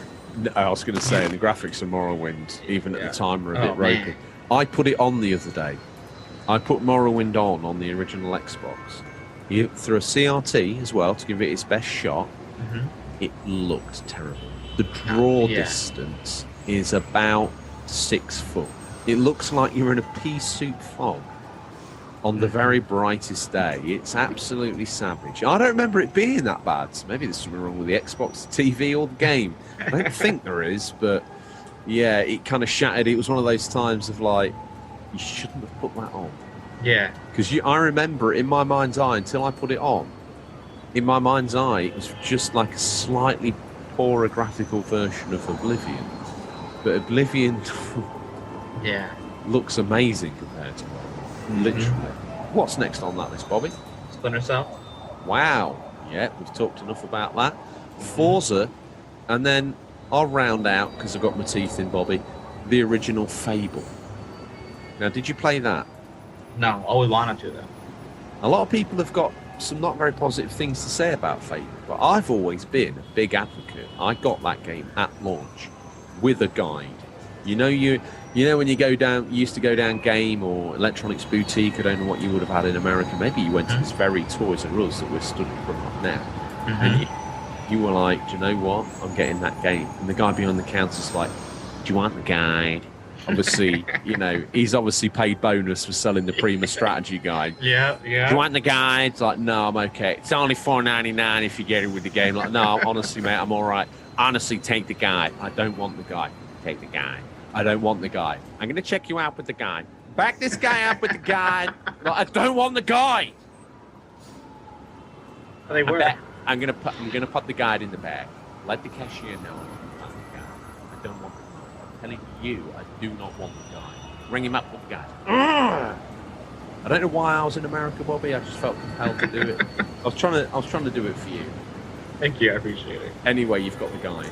Obviously, I asked for Halo 2 one Christmas from my mum, and we came wrapped with the guide. She'd obviously gone into the Electronics Boutique, and the guide been like, "Do you want the guide?" And her sales resistance must have been so low during the Christmas shopping that she must have just been like, "Yeah, heck it, I might as well take the guide." I was going to get him something else for Christmas, but now I'm getting Game. The guide. Yeah, the guide. What's your thoughts on guides? I mean, I guess not looking back at it. Well, now looking back at it, I wish I had some as like for collectible reasons only, just to have them. Yeah. But I really didn't get too many guides, really, unless it was a game I really had no experience with. I would just might read through it. But I almost feel like it's like someone's playing the game for you. Almost. They were so detailed that's like, oh, make sure you go down this staircase before you go down that staircase. Well, why not? Because you get this weapon or this armor. So if I was stuck, maybe I looked through it, but I didn't really want to follow it. In the days, I've changed my opinion about guides. I used to say to Tom, "Don't get the guide, mate. It's cheating." Some of them you need. Work it out for yourself. But now I've been playing this older Final Fantasy, and I don't have the guide for it. And I was thinking to myself, before the internet was prevalent on phones, and you'd have to get up, you'd have to go downstairs, you'd have to kick your dad off the PC. Yeah. So you could go on to some really old sort of ASCII screened game fact guide. Yes. to Oh my scroll God. through, like, am I at this bit? No. Or you could pick up this beautifully illustrated guide Mhm. that's all in the style of the game. You could flip to there, and instead of relegating your £40 game to the bin because I'm stuck at this point and I don't know how to get past it, you could go to the guide and go, yeah, okay, fair enough. Mhm. I've never understood people that open the guide and follow it word for word verbatim through. Yes, Is yeah, that, that's like, are you enjoying that at that point or not, or is it a job? I remember my friend Adam got Paper Mario. I think it was Paper Mario RPG on the SNES, Yeah. right? Yeah. Or was it just Mario RPG? I don't remember. I think it was just Mario RPG at Yeah. the time. Super Mario So, RPG. RPG. So he got it, but I remember him playing it with the guy. Every single page, he followed it because he didn't want to not collect everything or not do this or not do Oh my that. But I'm like, goodness. so what are you experiencing, really? You know, I can see if you're stuck, fine, look through it and move on. But to follow it page for page is odd to me. Yeah, it's part of the experience is seeing it for yourself the first time. Even you've if it's seen a it in the game guide. that's, like trial and error. Okay, well, that's the point of the game. So you're not experiencing that trial. Even though it might be cheap, it's still, oh, wow, I got crushed to death. With the guide, wait, Yeah, hold true. up, take a step back and jump on the ledge. You're not going to die like that. No, kind of takes all of the excitement out of it, doesn't it? Mhm. All that thrill. Well, I think we got sidetracked, but I was waffling on about how much I love Fable. A lot of people felt like Peter Molyneux had fibbed, as usual, with that. Pre No Man's Sky, which I again loved. We had Fable, which I actually loved the original Fable. Do you have any clothes? Do you have any potions or food? That's what the guy used to say to you when your health is low. Anyway. Honourable mentions, we got Fusion Frenzy. I lobbed that in there for a joke because I got an original launch Xbox when they discounted the price not that far into the Xbox's life. If you mailed in your original purchase receipt, you got sent another controller. This is some sort of Bill Gates promise, and a game of your choice from the list.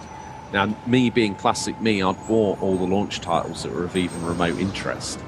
And the only one I hadn't bought, which was rumoured to be Bill Gates' favourite game of the Xbox original, which shows you where he's at, was a game called Fusion Frenzy, which was a collection of mini-games I put in my console once and then immediately removed and hoped I could wipe the thought from my brain. But the Amped series also was on there. I used to enjoy Amped 1 and 2. I thought they were great games.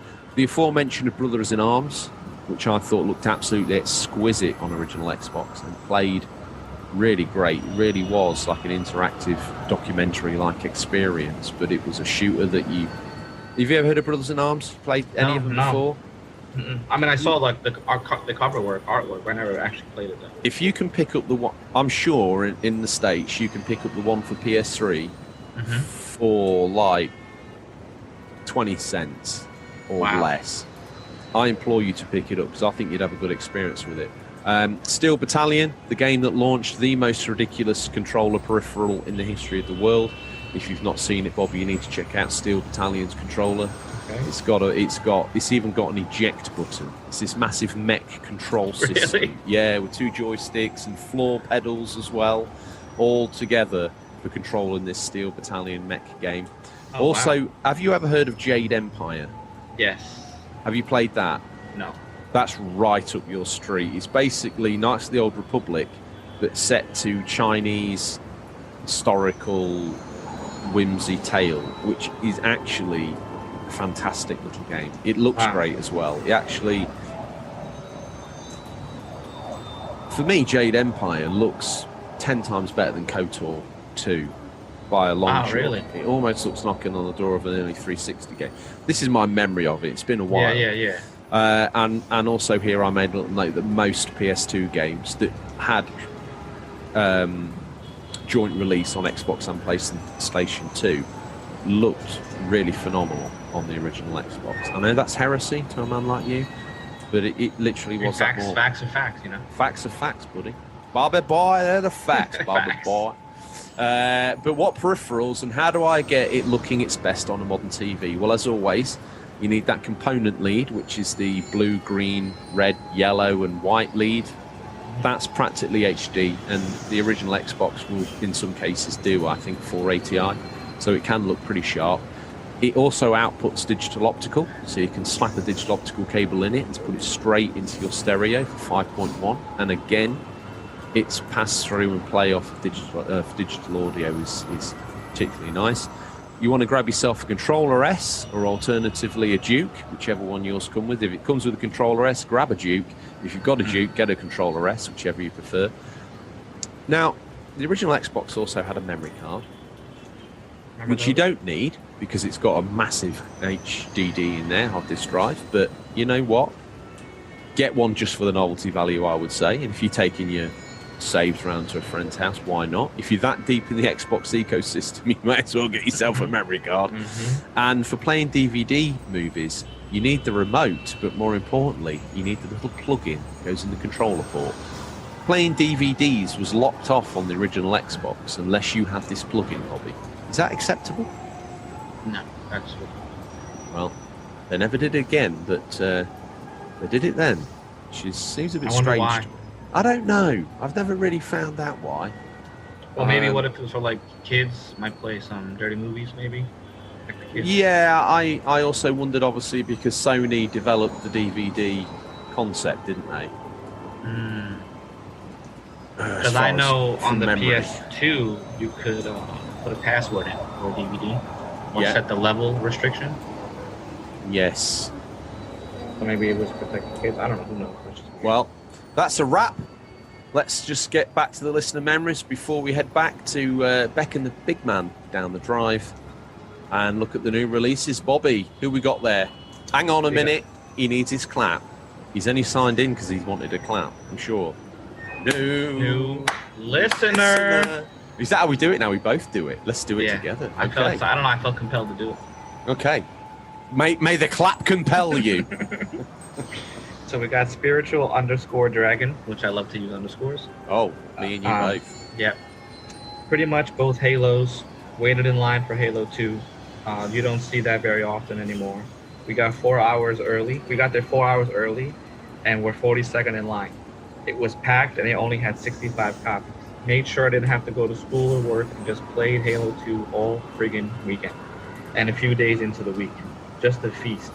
Also, we had the demo for Halo, and I bet I have like 280 hours just replaying the level and killing everything on the map and driving the Warthog everywhere.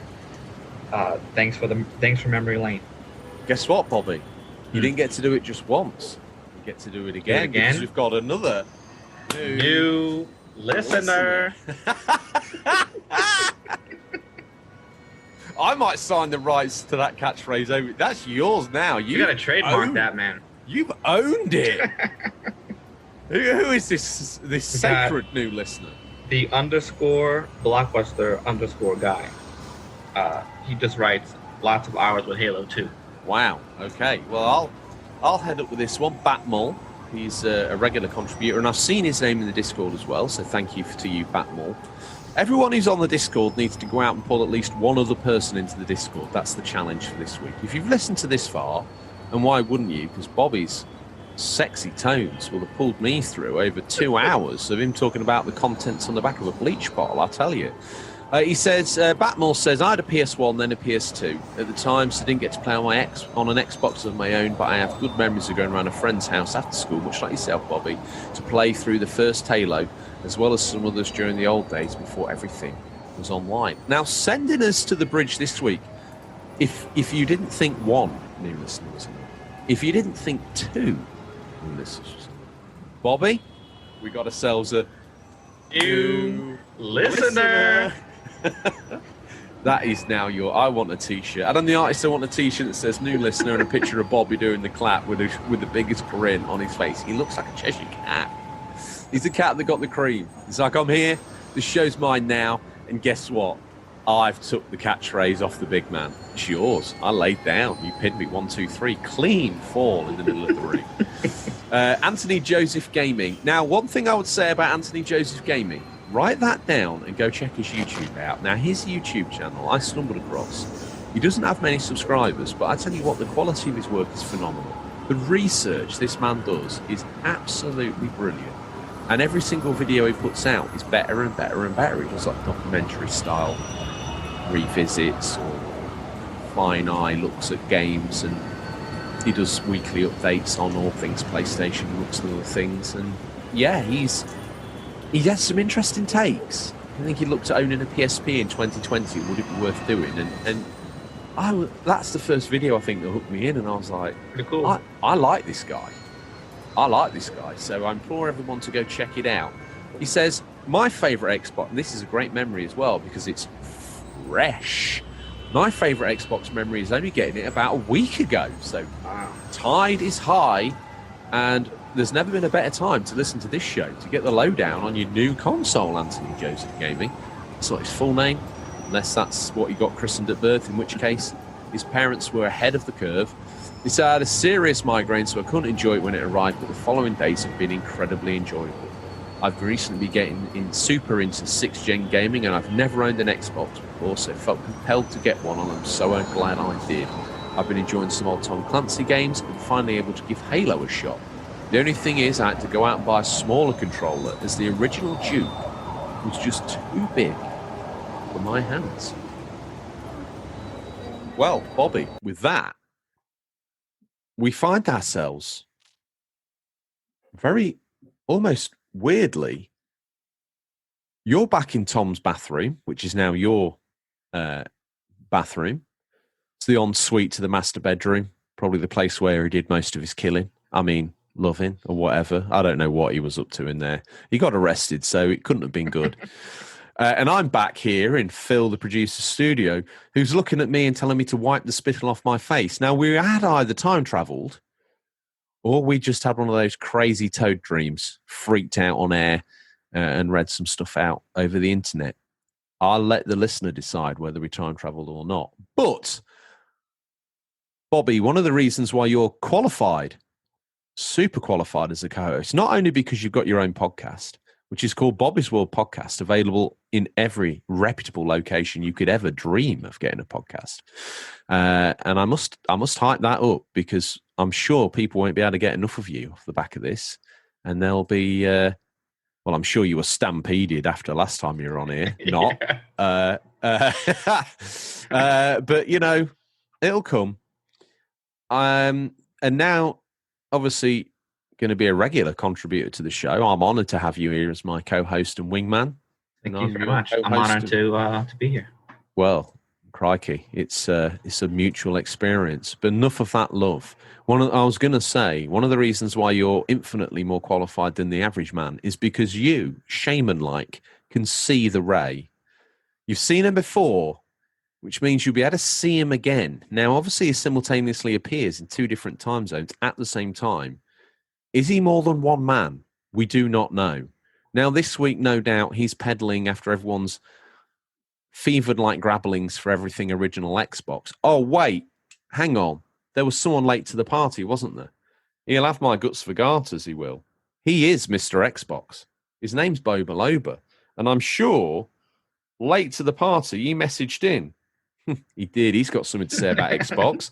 He says, I could probably talk about all things I love about Xbox for hours, but I won't take up your time. Here's the things that spring to mind. Carrying what seemed like the heaviest box in the world home from town, that startup sequence, the Duke, the S controller, Project Gotham Racing, Forza Motorsport, Halo, discovering the world of custom firmware and having the entire SNES library at my disposal, getting the console down from the loft years later, only to find the AV leaders vanished.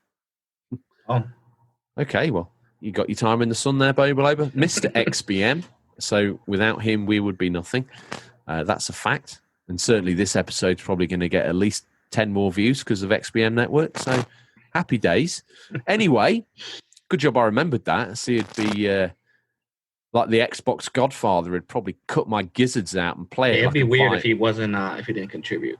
That'd been strange. He was late to the party, though, because he was. Did you see he'd had a driving? Obviously, a lot of our loyal fans we follow and they follow us, and he's had a driving experience where some classic cars. Yeah, Audi R8 and then a Mustang, and it looked like it was raining though. And his good lady Toxis off of Instagram looked like she basically stood outside while he threshed up and down in some cars all day. I don't quite know as it's a memory she'll never forget, but he certainly won't. Anyway, before I got distracted by Boba Loba, and rightfully so, You're infinitely qualified because you can see the ray. Not everyone can see him. You got to believe in him to see him, and you believe in him. Almost like Santa Claus, really. Almost, yes. No doubt, as I said, he's going to have a boot full of, now, you know the shtick, you've been on the show before, and you know you've listened to an episode, or at least pretended to listen to at least one episode, the one with you in it probably. No, what am I doing? You're not an ego light, Tom. You're just a lovely, all nice guy. How does this work? Who's going to be my enemy? Who am I going to oppose? Who's going to be the man I need to bring down?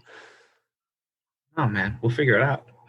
Okay, all right. Maybe I'm my own enemy going forward. I don't know. Do we now? The question is, Bobby, as well. Do we return to Farmerton? Do we find a new location? Obviously, this realism studio era didn't work out well for Tom. His stories became too real life, and he got arrested for them. So, yeah, man. I don't know. Anyway, he tears up. What's the avenue that?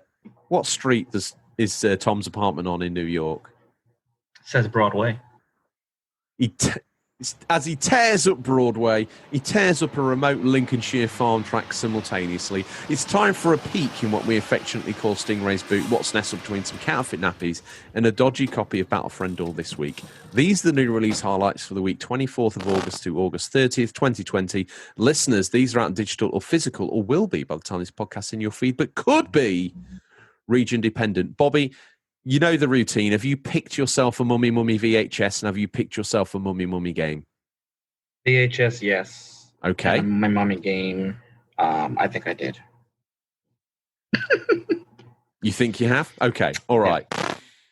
Do you want to go first, or shall I go first? I could do it. We got Madden 21. Oh, good pick. Good pick. PS4. Is this your Mummy, or is this like, nah? No, I would never get this game. Okay. Oh, crikey. Sorry about that. Yeah, EA Sports really has just been annoying me personally. Have you seen the new box art they think's acceptable? Looks like a 2-year-old's done it on clip art. How you described it last episode, where someone just put a picture inside the cover? That's 100%. I don't even know what they're doing. I mean, there are so many people who can do designs. You couldn't, call one of them? Maybe they're as good as the Xbox marketing team. I don't even know, but there are 11X stories. This was horrible, bro. So we got Madden 21 on PS4 and Xbox One on August 25th. We have a new generation is leaving the mark on the NFL. Will you rise to the occasion, change the game, and take control of your own legacy? Madden NFL 21 delivers new features and modes, including Face of the Franchise, Rise to Fame, and become immortalized in Madden NFL 21 as you transcend NFL history and shape your own path to greatness. Take control. Master initiative, running enhancements, and live playbooks to run up the score in Madden NFL 21. X Factor 2.0. New X Factor abilities flesh out the lab are designed to elevate the stars of the new generation of Madden NFL 21. Well, they've got a lot to say for a yearly upgrade. Although I do believe if you buy that Madden 21, you get the free PS5 and Xbox Series X upgrade off the back of it. So for once, a little generous. This one's my Mummy. It's Vader Immortal, a Star Wars VR series on PSVR August 25th. Vader Immortal, the Star Wars VR series, is a cinematic interactive experience that lets you step inside a galaxy far, far away. It's been getting good reviews, this has. Into the role of a smuggler operating near Mustafar, the fiery planet that Darth Vader calls home. You find yourself in a grand adventure where you can hone your lightsaber skills, navigate dangers, come face to face with Vader, Lord Vader himself. So here's my dilemma. There's two. I have two, kind of. Okay. Now, I have an Xbox One. I just never used it. But if this was on like a monthly Game Pass, maybe I'll try it out. It's called Cinders. Oh. It's going to be released on August 26th. It's a mature take on Cinderella that's all about player choices and breaking the classic fairy tale in any way you like. So I've never seen gameplay or anything, but if it anything like Alice, Madness Returns, might be interesting. It's nothing like that. Okay. When I was watching Nancy the Intern and James the Work Experience Boy put this half of the show together, which they've probably done a more eloquent job than I did of the feature. because obviously with Tom getting arrested, we had to come up with something on the fly, and this is what we got. This is what they got, gamers. A lot of time travel, a lot of sound effects, and all that sort of jazz. But yeah, whatever. What's the next retrospective you want to do, Bobby? And then, I don't know, really. I have some ideas. Maybe if they get up yesterday in my head, that'd be interesting. Hopefully, interesting. Whatever you've got, I'm up for whatever it is. All right, sounds Naked good. podcasting, I'm down. And then this is one I actually can play because I have a PS4. It's The Suicide of Rachel Foster, released August 26th. Coming back to the family hotel after years, a young woman finds herself trapped with the ghost from her past and an old cellular telephone as the only way to unveil a terrible truth. Ooh. I love horror games, so this is something interesting. Okay, well, again, I think that's already seen a release on Steam. That's where I might have checked it out. But, one thing you'll learn, Bobby, is these write-ups don't often reflect the game itself. Oh, yeah. 100%. As like this one. Best friend forever. PC Switch, August 27th. Ever wanted to raise a pup and somehow navigate the mysteries of human dating at the same time? Meet the colourful cast of Rainbow Bay, date a few cuties, and teach a new dog new tricks. Maybe even a flip. With the power of dogs and millennial woes on your side, this isn't a game to miss. It just might be. If they want to cut that out and use that as the advertisement, they feel free. I'm also available for voice work, you know. Then we got Final Fantasy Crystal Chronicles, look out! Remastered Edition. PS4 and Switch comes out August 27th. There's no write-up for that. Nope, that's okay. It's Final Fantasy. Don't you dare say sorry now. That'll sell it. That'll sell it right there. Yeah, you're right. You're absolutely right. I've been falling in love with those games all over again. Slap it on. Slap it on, remaster it, chuck it out there. Hypno Space Outlaw, PS4, Xbox One and Switch, August 27th. Greetings, Enforcer, and thank you for listening in the Hypnospace Patrol Department. As the world falls into a slumber, Hypnospace becomes a bustling global village. These virtual streets aren't going to police themselves. And we have The Last Campfire for PC, PS4, and Xbox One and the Switch, August 27th. The Last Campfire is an adventure, a story of a lost Amber trapped in a puzzling place searching for meaning and a new way home.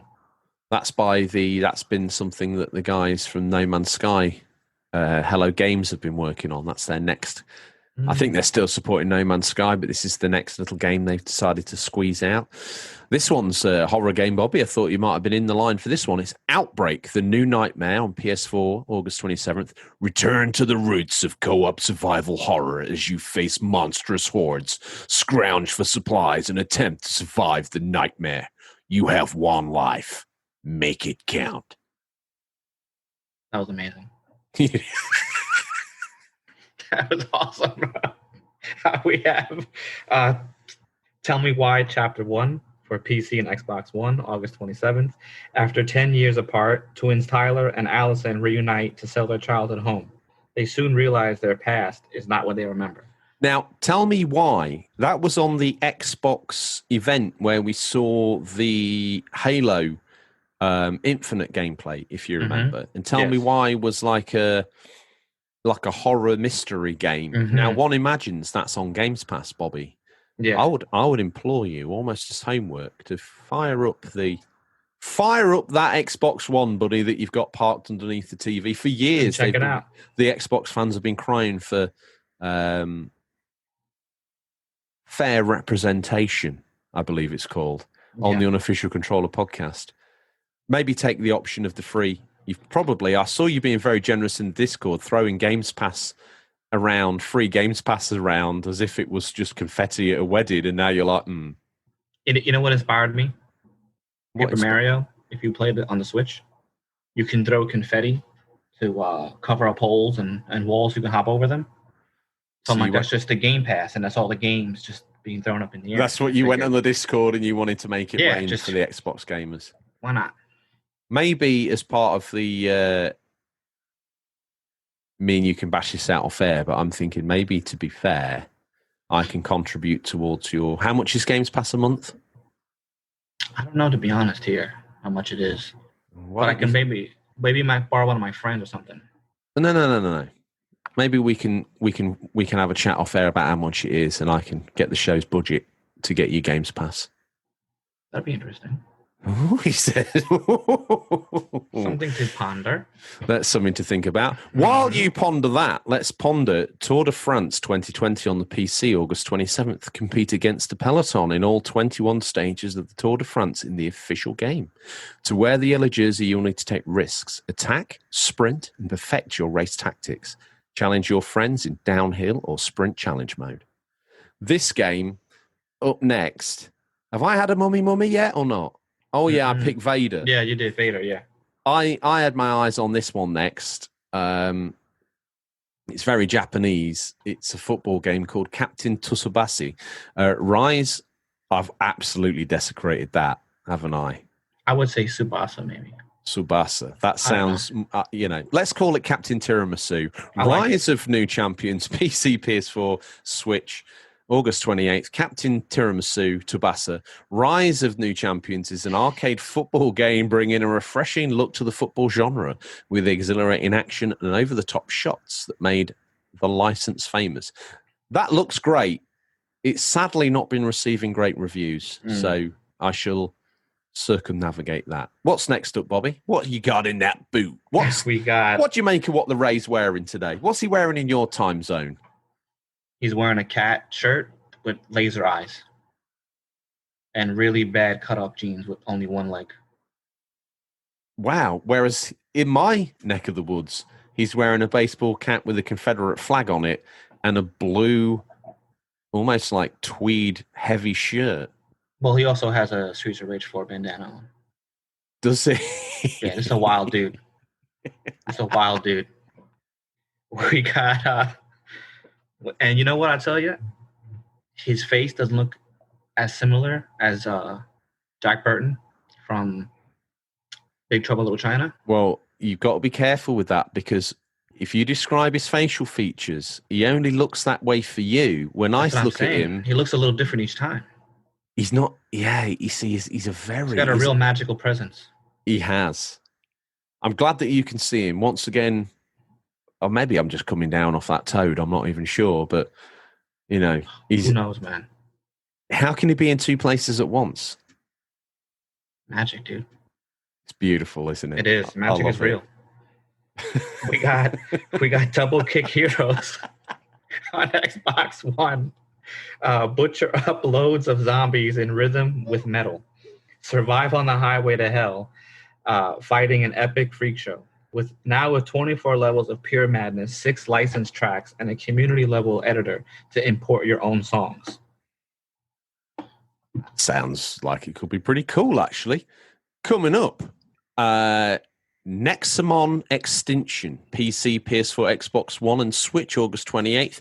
If you didn't think Pokemon had the Pocket Monster genre covered off, you've never met Nexamon Extinction. Nexamon Extinction is a return to classic monster catching games with a brand new story, eccentric characters, and over 300 Nexamon to trap, tame, and evolve. As the Bigger Boy franchise says, Bobby, gotta catch 'em all. Yeah, you do. Nexamon. I've got an idea for a game. What is it? Right, we're gonna call it Nexamon. All right, yeah, okay. What's it going to be about? We're going to be catching. Oh my goodness gracious me! Really? I checked this game out. It just looks like someone's just changed the font and just slapped Pokemon out there. No shame. Oh no, zero shame. But hey, wow! Listen, it's 2020, man. Anything can happen. If you want Pokemon on PS4, Nexamon's the closest thing you've got to it, okay? Why you bring it out on the Switch where someone might actually notice it's a Pokemon ripoff, I do not know. But then again, they haven't had a Pokemon game for a while, so maybe they think they'll send gangbuster numbers. I'm not even sure. I give in. What's next, Bobby? What's next out that boot? We got Project Cars 3 available for PC, PS4, Xbox One on August 28th. Journey from weekend warrior to racing legend and experience the thrill and emotion of authentic racing. Own, upgrade, and personalize hundreds of cars. Customize your driver. Tailor every setting and play the way you want in your driving journey. Ultimate driving journey. I think it was Sounds good, enough. but I don't really drive. Don't drive? I don't drive in real life either, really. Too much road rage. You're in New York. It probably takes you 6 hours to go 2 blocks. You might as well walk. You walk or take the train. That's what they say. Yep. This is a game that I think was made for you, Bobby. It's Wasteland 3 on the PC, PS4, and Xbox One, August 28th, following the critically acclaimed 2014 Game of the Year Wasteland 2. The RPG series that pioneered the post-apocalyptic genre in a video games returns with Wasteland 3. Isn't this one of the original creators of Fallout? Oh, actually, yeah. I think now they made Fallout 1 and 2, and then I think Bethesda bought it, and they continued with Wasteland. I think you are actually correct. Yeah. So whether you like that style of apocalyptic game, I do not know, but I love it, dude. What, that isometric style? Yeah, in the Wasteland, I don't know, like it reminds me of Mad Max, so it's up my alley for sure. I don't know if it's turn-based or not. That's my only issue. Question for you, my friend. Mm-hmm. Mad Max was it Avalanche Studios? Yeah. Which released to not much fanfare, I have to admit, on the PS4 and Xbox One and PC. I really enjoyed that game. And I know you did too. Mm-hmm. But the question for the ages, friend, is to sit down and play through them both again. Would it be Fallout 3, Fallout 4, or Mad Max? Mad Max. For sure. Yeah. Okay. I don't know. Just the lore of the movies, everything's in there. It is. The driving is unbelievable. The combat's great. And it has the simple combat like the Arkham style games, which makes sense. It's WB. But it feels more ruthless when you punch somebody. Whereas Batman, you feel like you're just punching, a bad guy. Here it feels like you're really giving it to him. My only issue is the weird guy. Forgot his name. All of a sudden. The dog food or something. Yeah, something like that. It was just, it was cool. I get it, but you really need him. If you beat the game, you unlock the original Mad Max outfit and car. He's not there. So if you do the game first and then do the side quest after, it's a lot more challenging. I tried that. Than having your harpoon and everything with the assistant from the back. Oh, yeah. Yeah. Yep. Yeah.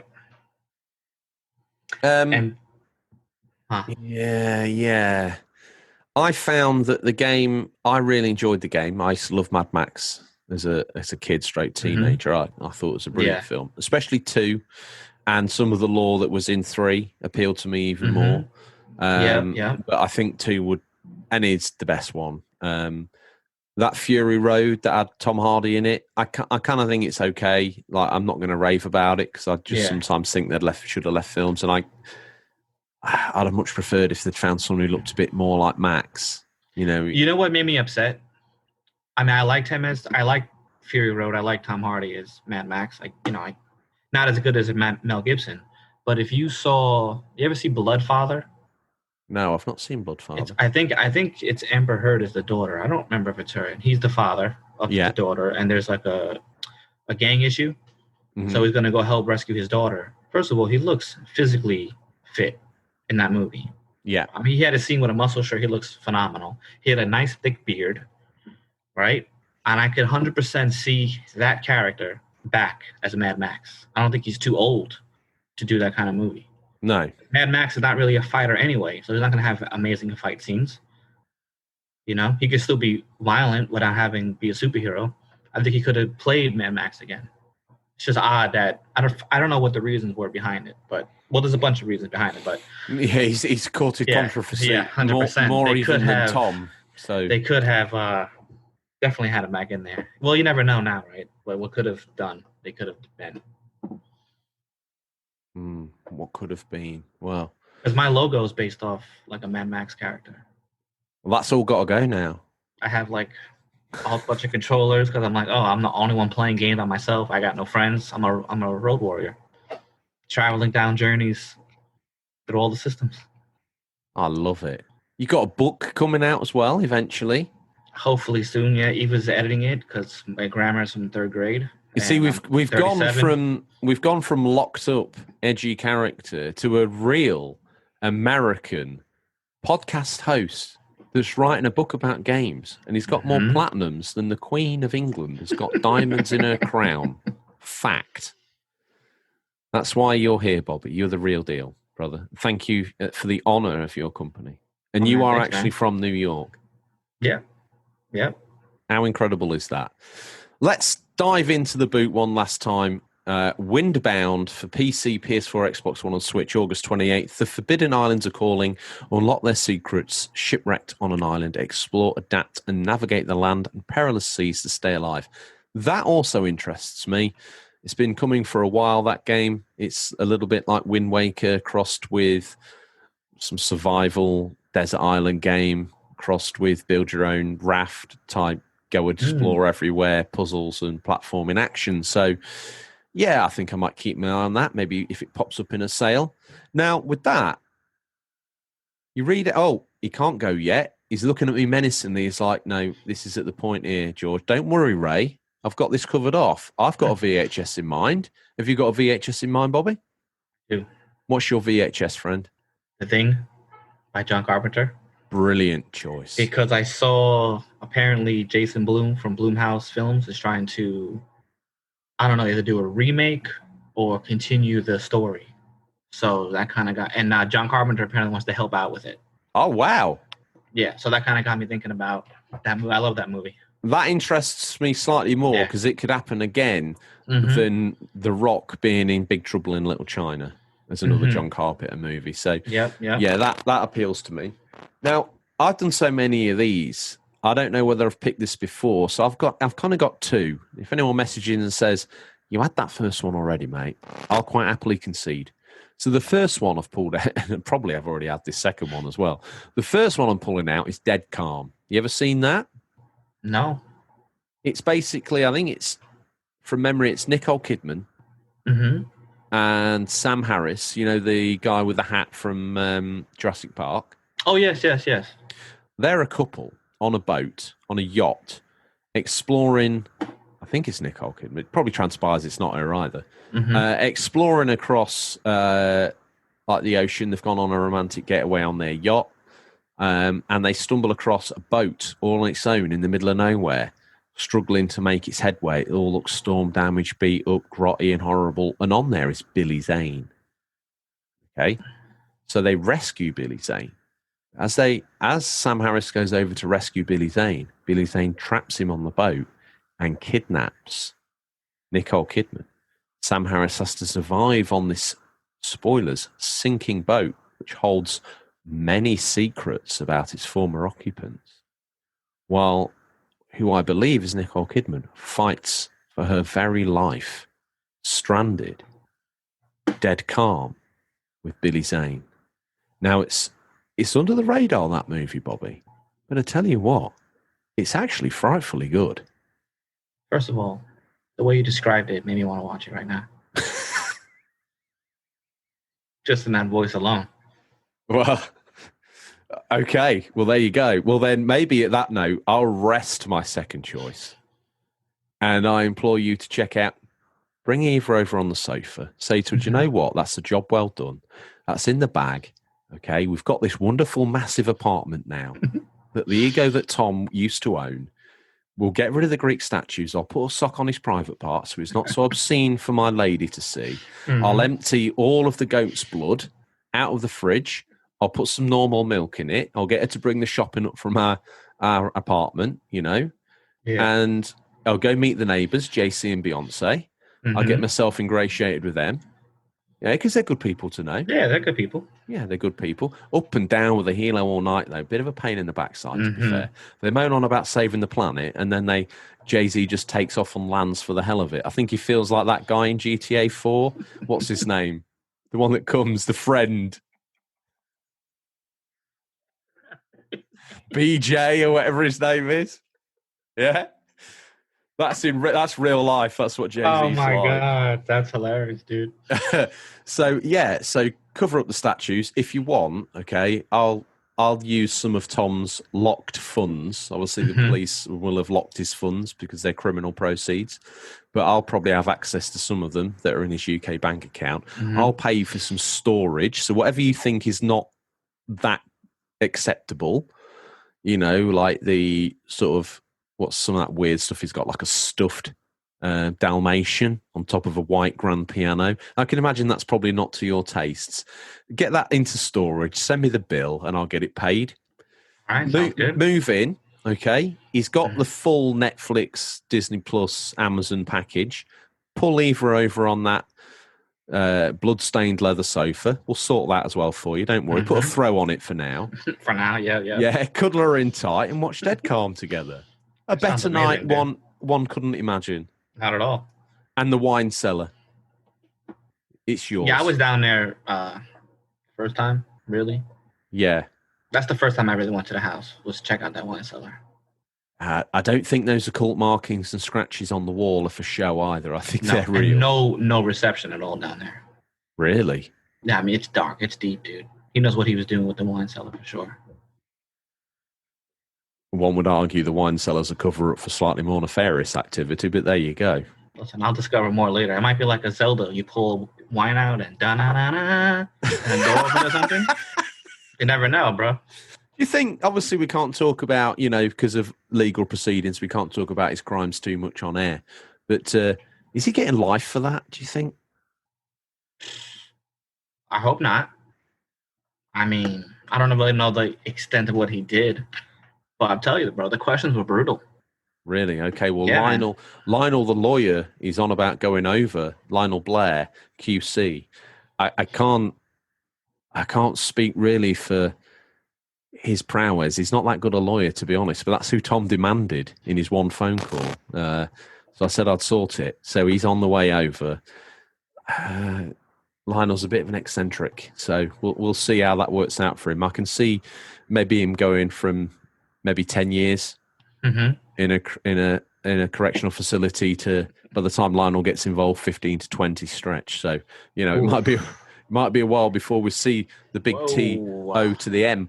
But send us all your messages and we'll make sure he gets those. They get forwarded to his cell and he gets those read out to him. Maybe send anything that he can use as prison currency as well. So cigarettes, that sort of stuff, alcohol, no drugs, probably. No. And that's that. So those that paid attention at the top of the show, past the police sirens and all that other ramble that was going on, one asked to know, Bobby, what are you hoping to play? Continuing Ghost of Tsushima, for sure. And if my brother wants to not play, MLB 20 the show all day, maybe we could play some Mutant Football League. There is no other game than MLB the show. No, in his life there is not. My hero. Listen, okay? This kid literally made rosters from the 1950s and 60s right now. Getting their batting stances correct, their names correct. I mean, he's in it to win it, bro. He needs a girlfriend. 100% he does, yes. Has he got one? No, he does not. Yeah, he needs one, doesn't he? Yes. The frustration is rife. You can hear it. Why are you making rosters from 1950s so I can play every generation game of every era of baseball? I'm like, you're a lunatic. I love him. He's a lunatic. Wow. Okay. So maybe some Mutant League football. I might check that out. I've seen the trailer a couple of times and I've been tempted, but I never pushed go, so maybe I shall. Yeah, there was a sale. I don't know if it's still on, but I got it for $2.99, so it's not bad for what I got the Dynasty edition. So that apparently has the 3 DLCs they released, like an extra team or 4 extra teams. And I think some legendary players on the if you play Dynasty mode, they're in the free agent market. So they have like Lawrence Taylor, Peyton Manning, but all with dead names and creature faces and everything. That is actually pretty cool. It's pretty cool, yeah. Anything else? That's it, sir. Okay. Well, what am I going to play?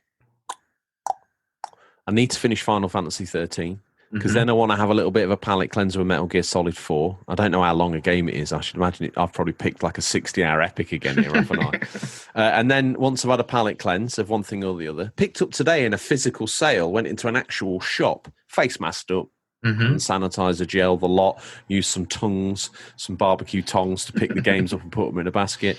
Got myself a very, very, very cheap but brand new copy of Resident Evil 2 Remake and Resident Evil 3 Remake. Oh, wow. That's awesome. For less than the price of a normal full price game. So I was grinning from ear to ear. Yeah, that's a good purchase.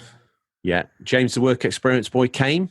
He decided he wanted Super Mario Maker 2. He ummed and ahed about some other games, Luigi's Mansion. He was like, I don't know, I want this. He went with his art set on that.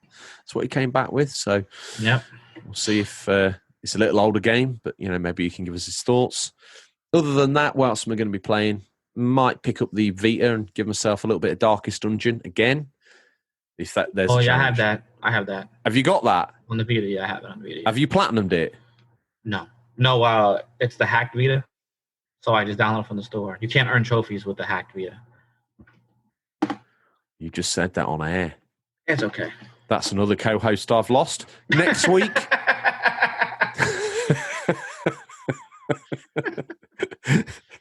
There'll be the shocking arrest of Bobby. The flat's haunted. Must be. Okay. They're coming down on you like a ton of bricks. Rights issues. Well, on that note, Bobby, I must thank you for your time. The pleasure of your company. Yes, man. Thank you. I appreciate it. Well, no, it's come episode 164, you will be. Do you know what, George? I hate your guts. But for now, the love is real. That's all we have time for this week, listeners. As always, thank you for your time. I look forward to the pleasure of speaking to you again next week. Until then, happy gaming. And remember, there's nothing wrong with being given the unofficial controller. It's what you do with it that counts. Thank you, Bobby. And we'll see you next week. You take care. Yep. Have a good one. Bye. Bye.